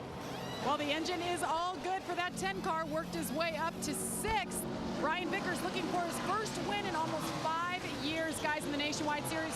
4 tires. It's his Cup crew over the wall, and they high-five. It's a good stop for Vickers. 99, Rudeman coming down. Keselowski coming down for their final stop. 45, Dave. 88 of Keselowski is in right now. He said it could be a little freer in the center of the corner. It's tight to the center right now, so they're going to change 4 tires, air pressure adjustment. Shannon. Well, Dave, 99, David Rudeman is also tight. They're going to take 4 tires, fuel, and a track bar adjustment for David Rudeman. Your pole sitter having a great night here tonight. Close call for the 99 chassis adjustment. 20 car also in. Tony Stewart right above this, right as you watch the pit stops continuing here. The 99 car, David Rudeman. Jamie. And Greg Biffle been pretty quiet tonight. The car's been good. He just needs a little horsepower to get him up there, but he's been sitting around that top 3 to 4 position. Right side tires, they move around to the left. Hopefully this is going to be the money stop and the last one for Greg Biffle. Dave? Jamie, the 2 car is on pit road. Clint Boyer saying that that car turned less well as the run went on. David Reagan also on pit road as well. Here comes Boyer. What they're going to do is put 1 round of wedge in the right rear of that car. That'll be a wrench going in the rear window there. They'll make that adjustment, and that should help that car turn a little bit better for Clint Boyer. Making this lap stop coming in on lap 152. 48 laps to go in this race right now. That should be good for Boyer. Remember, came into this race leading the championship and has not been running up on the leaders as far as this race has gone on. Trying to make one final adjustment. There goes that round of wedge to try to get him back in the hunt. Clint Boyer, one of the drivers that has not won at Chicagoland Speedway. His only win this year coming at Bristol. Jeff Burton would assume the lead in the 29 car, and now he will come down for what should be his final stop. Pat Smith and company waiting on Burton, the 5-time winner a year ago, still looking for win number 1 here in 2008. Let's go down to Jamie. Kelly Byers in his first full season in the Nationwide Series. He just wants 4 tires. Happy with this car. They're going to try to bring her home top 10. They started 22nd all the way up to 2nd before this stop. Shannon? Well, they've made some major changes on Jeff Burton's number 29 car tonight. And can you believe it? He says he's tighter than he was before. They've already taken 2 spring rubbers out of that car. So they are going to go to work on that car. 4 tires for Jeff Burton, guys. Burton down and away, and a lot of guys, Andy, complaining of being very tight. We saw how the track temperature had dropped some 40 degrees since the evening began. Here's Jason Killer. Todd Gordon and company finishing off the pit stop on his Chevrolet. That was one of the big unknowns coming into this race, being the first race under the lights, how this track would change and how much, and these guys are just now kind of finding that out. Kyle Busch back up front as they cycle through with the leader, but a close call. Watch David Rudeman getting onto his pit. That's Mark Green in the 70 car. Whoa! Mark Green coming out of his pit, and David Rudeman coming in. Nice job for David Rudeman to miss that. Yeah, nice job of Mark Green to get on the brakes a little bit, too. Give him a little breather room there. Here's the battle now. Second place, Rudeman and Hamlin. And is 2nd and 3rd on your screen. About 4 car lengths back to Brad Keselowski in 4th position. 45 laps to go. Final pit stops are done. If we stay green, it's all about what these guys have in the car. And this guy here has got a lot in this car. Kyle Busch trying to get win number 5 here in 2008.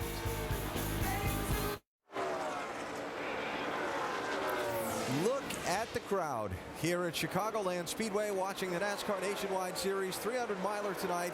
Chicagoland Speedway selling out its season tickets for tonight, tomorrow night. Be another full house to see the Sprint Cup Series then. Beautiful night for racing, and of course this is the first night race here at this racetrack after the newly installed lighting system put in play for this year. Our Holiday Inn Express race summary. Basically, it's been a fairly clean race. The guys that have spent most of the time up front, David Rudeman, Kyle Busch, and Jeff Burton. Rudeman has led the most laps, though Kyle Busch is out in front now. And Brad, after that last set of pit stops, Kyle basically doubled his pleasure. Yeah, he absolutely did. I mean, before he came into the pit stop, he was leading by about 5 seconds. Now you're looking at it's almost 10 seconds. So he got a great pit stop. Guys did a great job getting him off pit road, getting him a little bit more position. He's checking out on him. And the other headline of the night, speed. Record pace so far. Just those 3 cautions we showed you in our race summary. Just 15 laps of yellow of the 162 runs so far. Record pace at this point for Kyle Busch as he goes in search of yet another Joe Gibbs Racing win. 14 cars on the lead lap now. Marcus Ambrose, the first car lap down, in position to try and get a lucky dog if we happen to catch a caution flag. Now the question is, do we catch the caution flag, and can anybody catch Kyle Busch as he continues motoring his way toward this the finish of this race? 37 laps to go.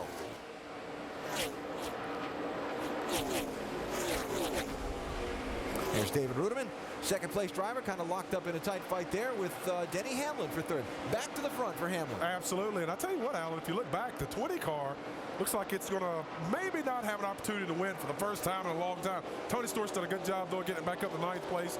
Jeff Burton's got a great run, and O'Brien Vickers, he is still coming.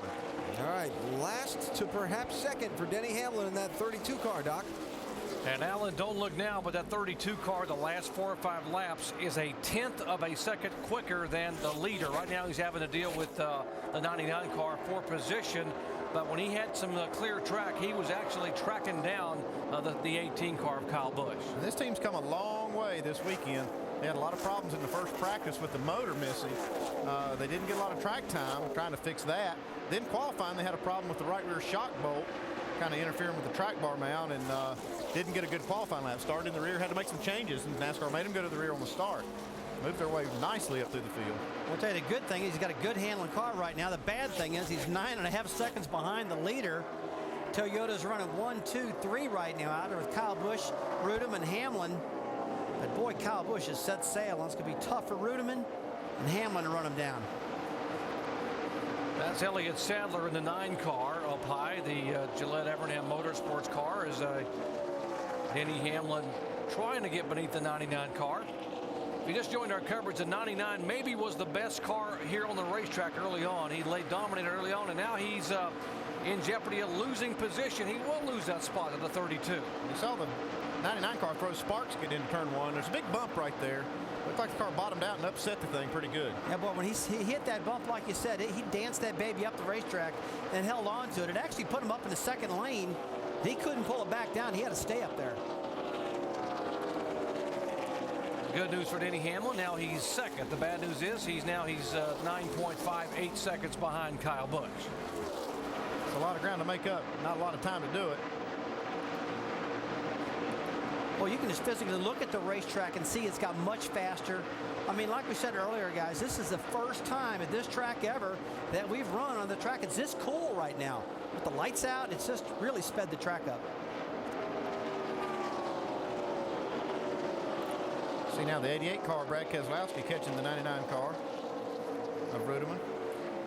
This the 1-year anniversary, by the way, for Brad Keselowski. Remember, he came here a year ago and had been sitting out 4 weeks after Keith Coleman Racing folded, and Dale Earnhardt Jr. said, I'm going to give you an audition. You're going to run this race and 2 more, see how you do. You might have a chance to get this right. Well, folks, he finished 14th in this race a year ago, and the rest, as they say, is history. Greg Biffle in the 16 car. Let's check in to see what his issues are. Jamie? He definitely is feeling some issues in that car. He came on the radio a couple seconds ago and said, guys, I don't know what you did to this car, but it is so loose, I can barely drive it. The thing is, they didn't make any adjustments.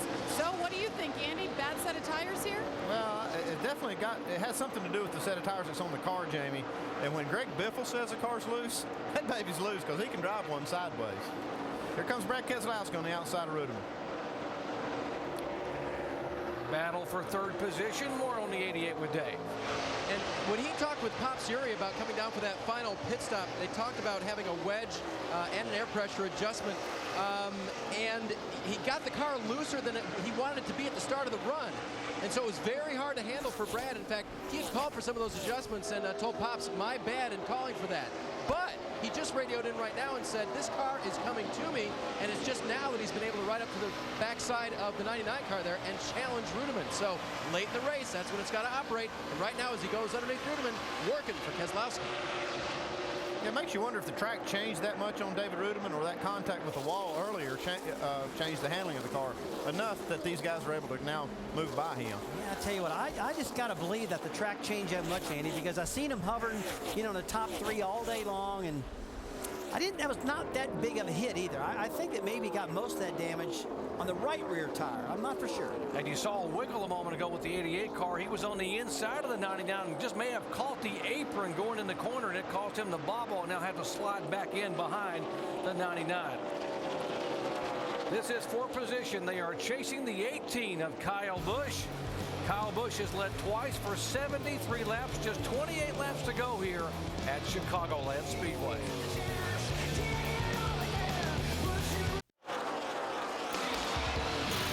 Welcome back to the Dollar General 300. And folks, next week the Nationwide Series moves south 250 miles for race number 21 in St. Louis. We actually stay in Madison, Illinois, stay in the state of Illinois, right across the river from St. Louis. 200 miles, 200 laps. There have been 8 different winners in 11 Gateway races. Dale Earnhardt Jr., Kevin Harvick, and Reed Sorenson are the only drivers to win there more than once. Our coverage beginning at 9 o'clock Eastern Time. Kyle Busch, the 18 car, is the leader. He has now led twice for 79 laps. And if you're wondering about the other Joe Gibbs car, what about the car started on the front row? Tony Stewart, who's won 5 times in 7 starts. We thought he might be a major factor. Well, let's listen in to the 20 car. Yeah, the entry's fine. It's just still get down to the center and lose the nose before and when you get in the gas. It's like I got to send it way off in there and let it pivot, get me in to get me further through the corner so I can pick the gas back up. Well, I'm hearing that this is probably the first time they've missed the setup a little bit in that 20 car in a long time. But they definitely are too tight. Have not been able to compete all night long, really. And they got a little damage in the back from that initial start, but that did not hurt this car, I don't think. I don't think it hurt it either. I think just like you said, they missed it a little bit. Now, Tony's talking about he's got to drive it deeper in the corner than he wants. He wants to get on the gas a little bit later. If he gets out of the throttle early, he picks the throttle up. He's got to power all through that corner, which really kills that front end. And so he's trying to actually trick the car a little bit the way he's throwing it at the corner. And folks, can you throw it at the corner at 200 mile an hour? Looks like Tony Stewart's doing it. Other Gibbs drivers, Kyle Busch is the leader up here. And by the way, last week, the other Gibbs driver, Denny Hamlin, drove that 20 car to victory in Daytona. A little bit disappointed. He said, it's the last time I'm going to be in the 20 car. So we asked Denny Hamlin, what about not driving the Joe Gibbs equipment? What about driving other Toyotas? Here's what he had to say. Of course, it seems like your chances are always better when you're in one of those Gibbs cars, but I kind of ventured off and went into driving for Todd Braun also, and that presents another challenge. I think it's a lot like what Kevin Harvick decided to do, not running RCR cars, running his own. It was going to be a challenge for him, and it has been, and it's a challenge for me. So until I win one in 32, I won't necessarily think that my career is necessarily complete in the Nationwide Series. Well, that 32 car, by the way, is the one that Kyle Busch won with at Charlotte. It's Braun Motorsports, Todd Braun, and right now, Andy, he is cutting the margin down considerably. He's been knocking 2 3/10 a lap off that lead of Kyle Busch. Now, Kyle Busch can afford to give up some of that lead. He's got a 6.5 second lead now. It was 9.5 second when Denny Hamlin took second spot. I don't know if Denny is actually making a lot of ground or Kyle's giving some of that lead up. Why don't we find out what's going on with the 32 car? Jamie Little standing by with the crew chief, Todd Losey. I'll tell you, if you look at the lap times, he's definitely outrunning Kyle lap by lap. And Todd Losey, crew chief, they haven't worked together since Daytona. So, Todd, we've got about less than 15 laps. Do you guys have enough time to close that gap and maybe get the 18? I don't think so. I think we'd have to get a caution here. And we're catching the 18, but I'm sure he's saving a little bit, just like we are, to try to get a caution at the end of maybe the other race. Not going to catch him under green here. All right, guys. Well, it's the 18 car. Of course, everybody's scratching their head. They're not going to, count their chickens before they're hatched, right, Todd? He might need a little help. Obviously, Kyle Busch, the 32 car is definitely faster, but you got to wonder how much Kyle Busch is actually pushing the 18 right now. Yeah, we heard Todd Losey say, we're not going to catch him under green. Well, Kyle Busch knows that too. And he might just be saving that car a little bit under this green flag run in case we do get a caution. It gives him just a little bit better tires. His car will be in a little better shape to race that 32 if he has to. So the Kyle saving his equipment while Denny Hamlin has got the tongue hanging out in front of that 32 car just for all he can get. Digging toward the front, but only 15 laps to go. Denny's going to have a caution, like we said, to catch him and have a shot at winning this thing. When you're sitting there and you're 0.2 of a second faster than he is in Kyle Busch right now, I mean, he's just praying for one, so he gets another shot at it. But I'm usually pretty good at predicting these cautions, but I'm not too good tonight because it's awful quiet out there right now. Gentlemen, if you have a caution late in the race, cautions breed cautions. Okay, what's your prediction? We're going to have a caution before the end of the race? Oh, man, I don't know. I like exciting races, but I think these guys are going to bring it home under the green tonight. I really do. Last week at Daytona, it was Denny Hamlin who was out front, and it was Kyle Busch who played the part of the good teammate, helped push him by, helped stay behind him in the draft, and they finished 1-2 at Daytona, Hamlin and Busch. And right now, tonight, it is Busch, then Hamlin, and the margin now is under 6 seconds. It was over 10.5 some 15 laps ago.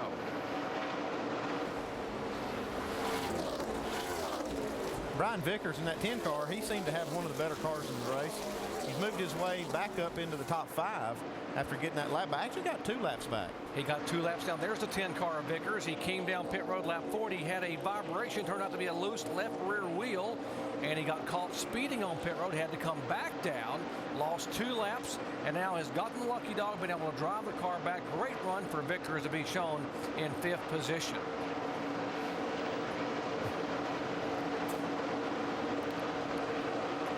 Guys, I tell you what, the last time by, Kelly Byers had the fastest lap on the track. He was down in the 32-30s in that range. He's been, you know, plus a tenth of that, minus a tenth of that. But man, he is a couple times the fastest guy on the racetrack. Yeah, a little too late. A little too late. You're actually right. Right now. Tell you, this kid has been fast tonight, man. He needs some track position too, though. 12 laps to go. 14 cars on the lead lap. Jason Keller, the last car on the lead lap, and there's Kelly Byers. He's one of those cars being shown in 12th position. The teammate for Marcus Ambrose, Tad Geschechter's team.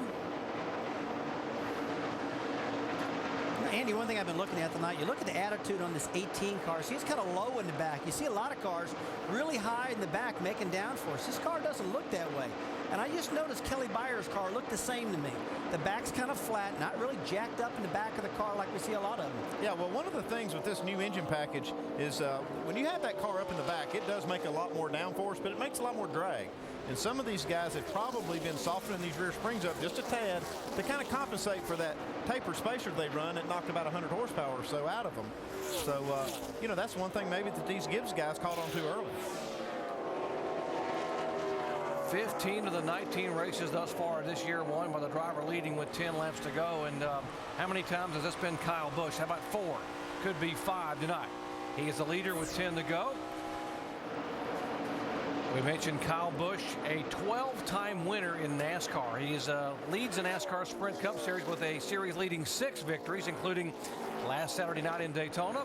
A 4-time winner here in NASCAR Nationwide Series, going for 5 tonight and 2 in the Truck Series. What a year this young man has had.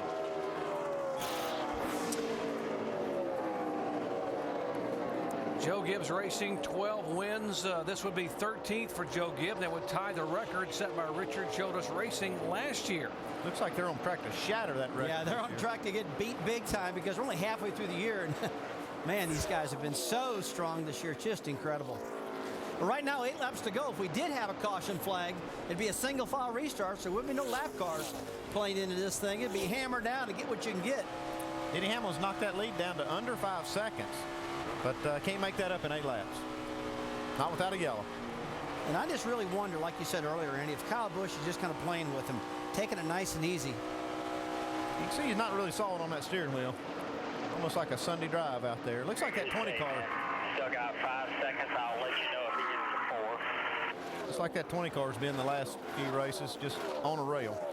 Couple of Toyotas, Kyle Busch, Denny Hamlin, a Chevrolet for Brad Keselowski, then a couple more Toyotas for Vickers and Rudeman. Then the first Ford is Biffle back in 6th spot, and you heard them say earlier, Biffle had a very, very loose race car, doing a heck of a job to hang on in the top 10. Then our points leader, Boyer, Jeff Burton, the 2 Chevrolet teammates, 7th, 8th, Tony Stewart back in 9th, and Landon Castle, the 19-year-old, in 10th spot. Now 6 laps to go. Man, impressive run. I mean, these guys, every week I say somebody's going to beat these guys, and they just don't seem to do it. I mean, what a dynasty they're creating. Fast car. The next car ahead of Kyle Busch is the 11 car of Jason Keller. He's the last car on the lead lap, running 14th. By the way, Kyle Busch will be on the pole for the NASCAR Sprint Cup event here tomorrow night. They had rained out qualifying, and by virtue of being the points leader, he will start up front alongside Dale Earnhardt Jr. and Jeff Burton and Carl Edwards in row 2. So it could be a pretty good weekend for Kyle Busch here in Chicago. It's just been hot as a $2 pistol this year in every series, whether it's trucks or Nationwide Series or Sprint Cup. He's just the man to beat. And boy, when they boo him, it makes him run faster. He just doesn't care. He gets, you know, a lot of drivers don't like to be booed at all. They want to be cheered. But when you boo this kid, it's like, come on, man, bring it to me. Gives him more energy, it seems like.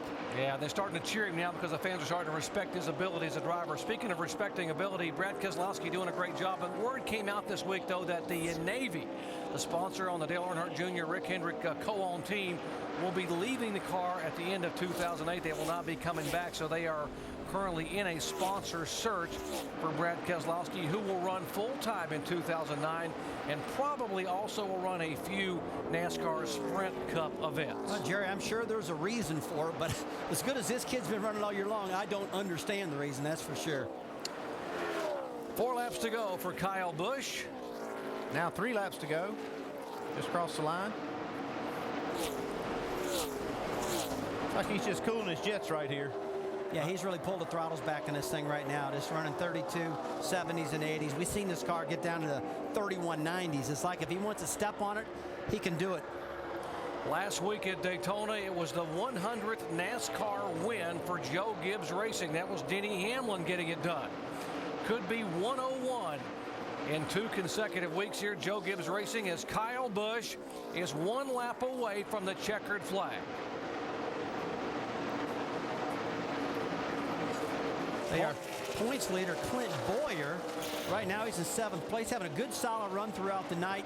But boy, there's 4 out of the top 5 are Toyotas right now. These guys just been dominant tonight. Back up front, and there's right, man, here it is. There's the white flag for Kyle Busch. Kyle Busch has led twice for 101 laps. Okay, Rusty, we'll give it to you. It went green to the end, just like you predicted. They just weren't close enough, Andy. Usually when you see them side by side beating and banging, you pretty well predict it, but not tonight. Toyota has been the car to beat all year long, specifically Joe Gibbs Racing Toyotas. And coming out of turn 4, Kyle Busch will be the winner here in Windy City. Kyle gets win number 5 in 2008.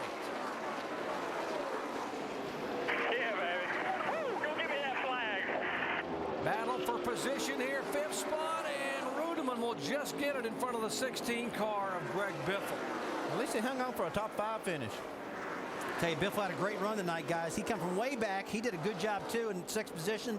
Boyer, another solid night, but look at, I tell you, Kyle Busch, just unbelievable this year. By the way, the final margin for Denny Hamlin, only 3 seconds, folks. He cut 7.5 seconds off the margin in the final 35 laps. Let's go down to Shannon. Well, I'm here with Jason Ratcliffe, an elated Jason Ratcliffe. A new car. You guys worked so hard on getting this car just right. How much work did it take to get to victory lane? More than I wanted. Yeah, like you said, it's a new car. I had to work some bugs out of it yesterday in the first practice. Didn't get a second practice because it rained. Had to throw some stuff at it this morning based off what our 20 team learned. But it wasn't right at the start of this thing. It wasn't where we needed to be. We had maybe a top 7 car, and Kyle and I just kept communicating. The team kept doing a good job on pit road, and we finally got this Z-Line Toyota where it needed to be. Bring on the checker flag, and you feel that? That's the favor of the Lord raining down on us right now. All right, well, I'm going to let Jason Ratcliffe get to victory lane so we can get some Gatorade rain on him. Thanks, Shannon. A record-tying 13th win here in 2008 for Joe Gibbs Racing and Kyle Busch. Listen to this crowd. Ha! They are cheering the talented young driver from Las Vegas, and we'll talk to him when we come back.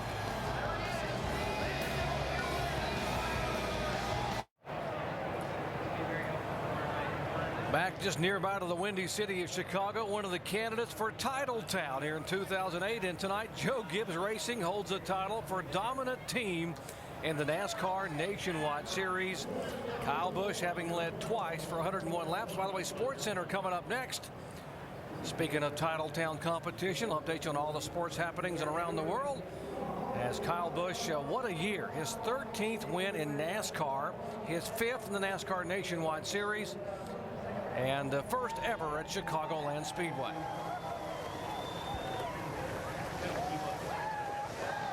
Let's go down to Shannon Spade. Well, Doc, this is a familiar sight. Kyle Busch in victory lane here in the Nationwide Series, driving that number 18 car to victory lane. Kyle, what a tremendous season. I've got to ask you, what does it feel like to be Kyle Busch right now? It feels really, really good, I tell you that. You know, and to be associated with Joe Gibbs Racing and Toyota, all the folks here at Z-Line Designs, and of course Office Max for being on board with us tonight. I mean, just unbelievable. I got to thank the fans that were here tonight and saw a pretty good show. You know, these nationwide drivers drove smart tonight, and we didn't have a caution in them final, I don't know how many laps, but it was forever. So that was definitely really, really cool, and obviously a great series to be involved in. Happy to be here and happy to be in victory lane again. This is awesome. Now, it's the first night race here at Chicago. You're going to do it all again tomorrow. Did you learn anything out there that can help you in the Cup race? To be honest with you, I actually learned a new line. Brad Keselowski, when he drove by me in the beginning of the race, they're supposed to be learning from us, but I did learn something from him tonight. So, you know, we had a good car in the beginning of the race. We were just real tight, and we made some adjustments to it. I don't know how many rounds we went in the rear window, but we did some of that. We did some air pressures, and this thing just showed up and came to life all of a sudden, and we got it out front and kind of took off there. But just a special night for us. Got to thank all the guys at the chassis shop, body shop, engine shop, everybody at Joe Gibbs Racing, and all the engineers and everybody, and you know, all the machinists too. Well, you go celebrate with your team. Congratulations. Kyle Busch in victory lane. Doc? Shannon, when you do it enough, you get real good at it, not only winning, but how about those celebratory donuts at the end of the race? Look how good Kyle is, and boy, the fans love these. Look at the smoke billowing out of the back of this Toyota Camry. He would get out, bow to the crowd, and hold it over to get that checkered flag handed to him. Kyle Busch, a winner tonight here at Chicagoland Speedway. Back with more in just a moment.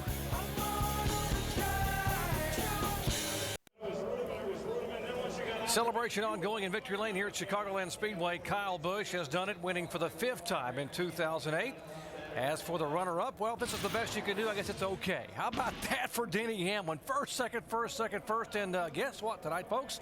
He finished second. Let's go down and visit with Denny Hamlin. Another great performance tonight. What an impressive effort there, Denny Hamlin. Of course, normally teammates at JGR with Kyle Busch, but you came on the radio when he went across the checker flag and you said, he's lucky. Why? He's lucky. We were coming there. Came from a long way back. Just as soon as we got the guys, you know, they would kind of run the line and it just killed lap time. So we weren't able to make up as much time as we liked, but it was a great effort by the Haas Avocados from Mexico car. And this wasn't a JGR car, but we had the fastest car on the track today. So they got to find something else to complain about. Very impressive run, of course. Started 43rd all the way up to 2nd place. Impressive. Doc? Impressive indeed, and just looking at that record, alternating wins and 2nd place finishes, I mean, it wasn't a Joe Gibbs Racing car, it was a Braun car. Another tough Toyota, and Kyle Busch celebrating in victory lane. And we talked about at the beginning of the night, Brad Keselowski wasn't feeling well, had lost his voice. He's trying to get his win back. We'll talk to him when we come back in just a moment to Chicagoland. Stay with us.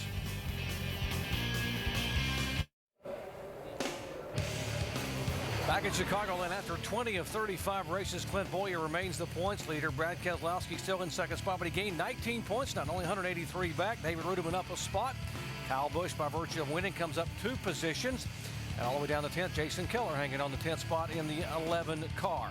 Talking about soldiering on, a very ill Brad Keselowski hung on and was able to finish in 3rd position. He's with Dave Burns.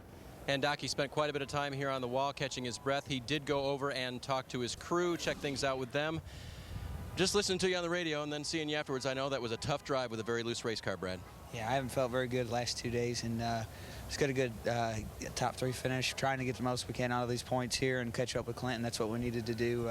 Just a real strong U.S. Navy Chevrolet, and probably had a car close to Kyle's, maybe not quite as good as Kyle's, but just a little too worn out to get it. So appreciate everybody's hard work at Junior Motorsports. Appreciate a great car they gave me. Safe to say that if you hadn't had as good a car, there wouldn't have been nearly as much motivation to stay in it and run it that hard, right? Yeah, there's no doubt about that, but this was a great car. It just was really good on the long runs, and I appreciate everyone working so hard. The G-boys back at Junior Motorsports hung the body on this car, and it's an awesome long-run car. Just doing all we can with what we got, and appreciate everybody's hard work. And we'll keep digging.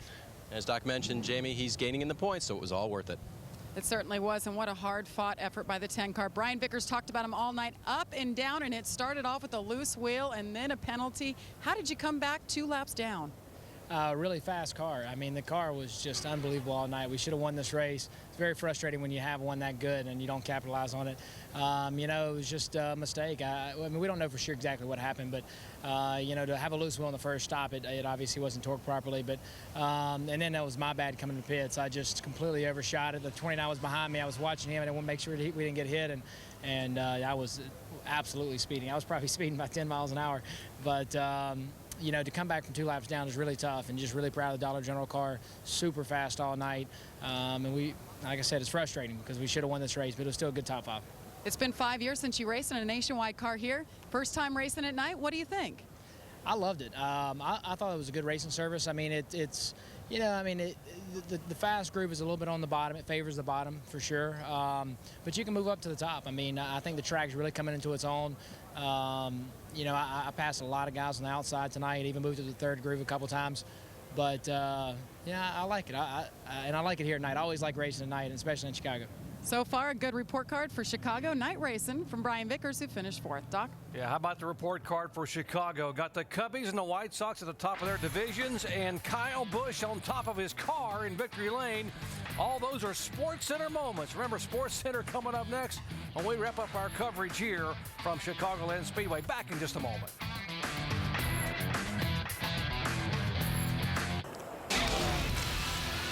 Our coverage of the NASCAR Nationwide Series at Chicago has been brought to you by Aaron's. With over 1,500 stores nationwide, everyone is a lucky dog at Aaron's. And by Toyota, moving forward. Coming up next, Sports Center. How about Brett Favre's return? Ryan Howard homers again, and Josh Hamilton 93 ribbies before the All-Star break. Those stories and more coming up next at Sports Center following our conclusion of coverage here at Chicagoland Speedway. Let's go down today. David Rudiman with another top 5 finish this year. That's the 7th on the season, but I know for you, David, you're wishing it could have been so much more after leading 83 laps. Yeah, it felt like it should have been anyway. We had a great Airstream machine early on, and we just seemed to be about one adjustment away from the middle point of the race on. Jerry Baxter took a pretty big swipe at the end there to try to make it better, and just car didn't react like we needed it to. So you know, just pretty disappointed to run that well and ended up 5th. I mean, it's a good top 5, but you know, I guess it's not a bad day when you're disappointed to be in the top 5. Does it tell you that chassis-wise, motor-wise, you're on par with the other Toyotas, and it's just a setup thing or an adjustment thing away? Yeah, I mean, we just their cars work better than ours tonight, and our cars work better than theirs at the beginning. So, you know, we just got to reach that happy medium and keep our stuff good the whole race, and we just got beat tonight. So. You know, that's just the way this deal goes, but I'm proud of my guys. Got a great team. I got to thank Aaron's again for all the support they give us, and we'll be back next week. All right, next week is St. Louis, Shannon. Well, Dave, there's some activity going on right now in the garage area. NASCAR is going to take 9 engines out of these cars. Back here, you can see the number 9 car right here. They're going to take those engines back to the R&D Center in Charlotte, and they are going to dyno those engines. So right now, 9 nationwide cars are being pulled back into the garage where NASCAR is going to remove those engines and take them with them. Doc? Shannon, we talked about how Toyota's dominated the year, and NASCAR said, you know, we're going to find out exactly what's going on. Apparently that's what they're doing, Rusty. Well, they're going to take all the engines out, like they said, dyno them, and I bet they're going to do something this week. I don't think they're going to let this linger on. I believe they're going to try to level this playing field pretty quick, Jerry. Well, it depends on what they find when they do dyno these engines. They've got a great facility, a very scientific way of checking these engines, putting them on the dyno, and then they'll see what really is out there. A lot of talk, but this will just kind of tell everybody what the real deal is. Now, Dodge and Ford don't have anything else they can go with right now. Chevy has the R07 that could be available probably, and I guess they would make that move maybe in 09, but I guess the only option is maybe to do something with Toyota if they do indeed have an advantage. I'll be surprised if they do that, because that's singling out somebody, and NASCAR's never done that. The other guys will just have to go to work. They may give them some more tools to get the job done, but I think the other guys are going to have to work on it. I've seen a lot of firsts this year, though, so don't be surprised. I mean, things can happen in this sport. 9 engines, that's unprecedented. I've never seen them take 9 engines out of a car and take them to R&D. They're pretty serious about this, guys. Toyota domination again. 4 of the top 5 finishes are Toyota. Of course, there's one of the cars that's dominated a year. 5 wins this season. 9 wins in that season 5 times with Tony Stewart. So Toyota, now NASCAR's looking. They're going to see what they can find with all the manufacturers in the garage area. Those cars headed back to the R&D Center this week. Alan? All right, Doc. Well, Robin Pemberton, NASCAR's Vice President of Competition, told us earlier tonight they had one more evaluation to do. That evaluation is underway, and we'll see what happens here over these next couple of weeks where rules are concerned in this nationwide series. Brad, I don't know how many more superlatives we can pile on top of Joe Gibbs Racing, but this year, right now, Joe Gibbs Racing is 13 for 20 in this nationwide series. That's just about unheard of. It's just dominance. That's all there is to it. They've run well everywhere we've been. Each week, they're very consistent. They've done a great job. All you can do is pat them on the back. Everyone else, they just have to pick their games up and catch up. Shannon asked Kyle Busch in Victory Lane what it was like to be him right now. Let's see. In the Nationwide Series this year, his 5th win. He's on top of the Sprint Cup Series championship standings. Kyle Busch is just plain out having fun. He's just whooping folks. Just whooping them. I'm telling you what. Hey, we need to give a shout out to Landon Castle, though. He had a good run tonight, finished in 10th, kept that race car clean, did a good job. Young man learned a lot tonight. In Chicago, got to pick your guy and stay with it. I'll bet a few more people pick Kyle Busch for tomorrow night. I'm on that Kyle Busch bandwagon. I'll bet you are. All right, don't forget next weekend the NASCAR Nationwide Series is at Gateway International Raceway in St. Louis, ESPN2. Coverage starting with NASCAR Countdown at 9 Eastern Time. Sports Center is coming up next. Check out the baseball, the Brett Favre story, and all the rest. That is on the way. So Kyle Busch started 10th tonight, took the lead just after pit stops at lap 95, led the rest of the way to score the win. Kyle Busch, your winner tonight in Chicagoland.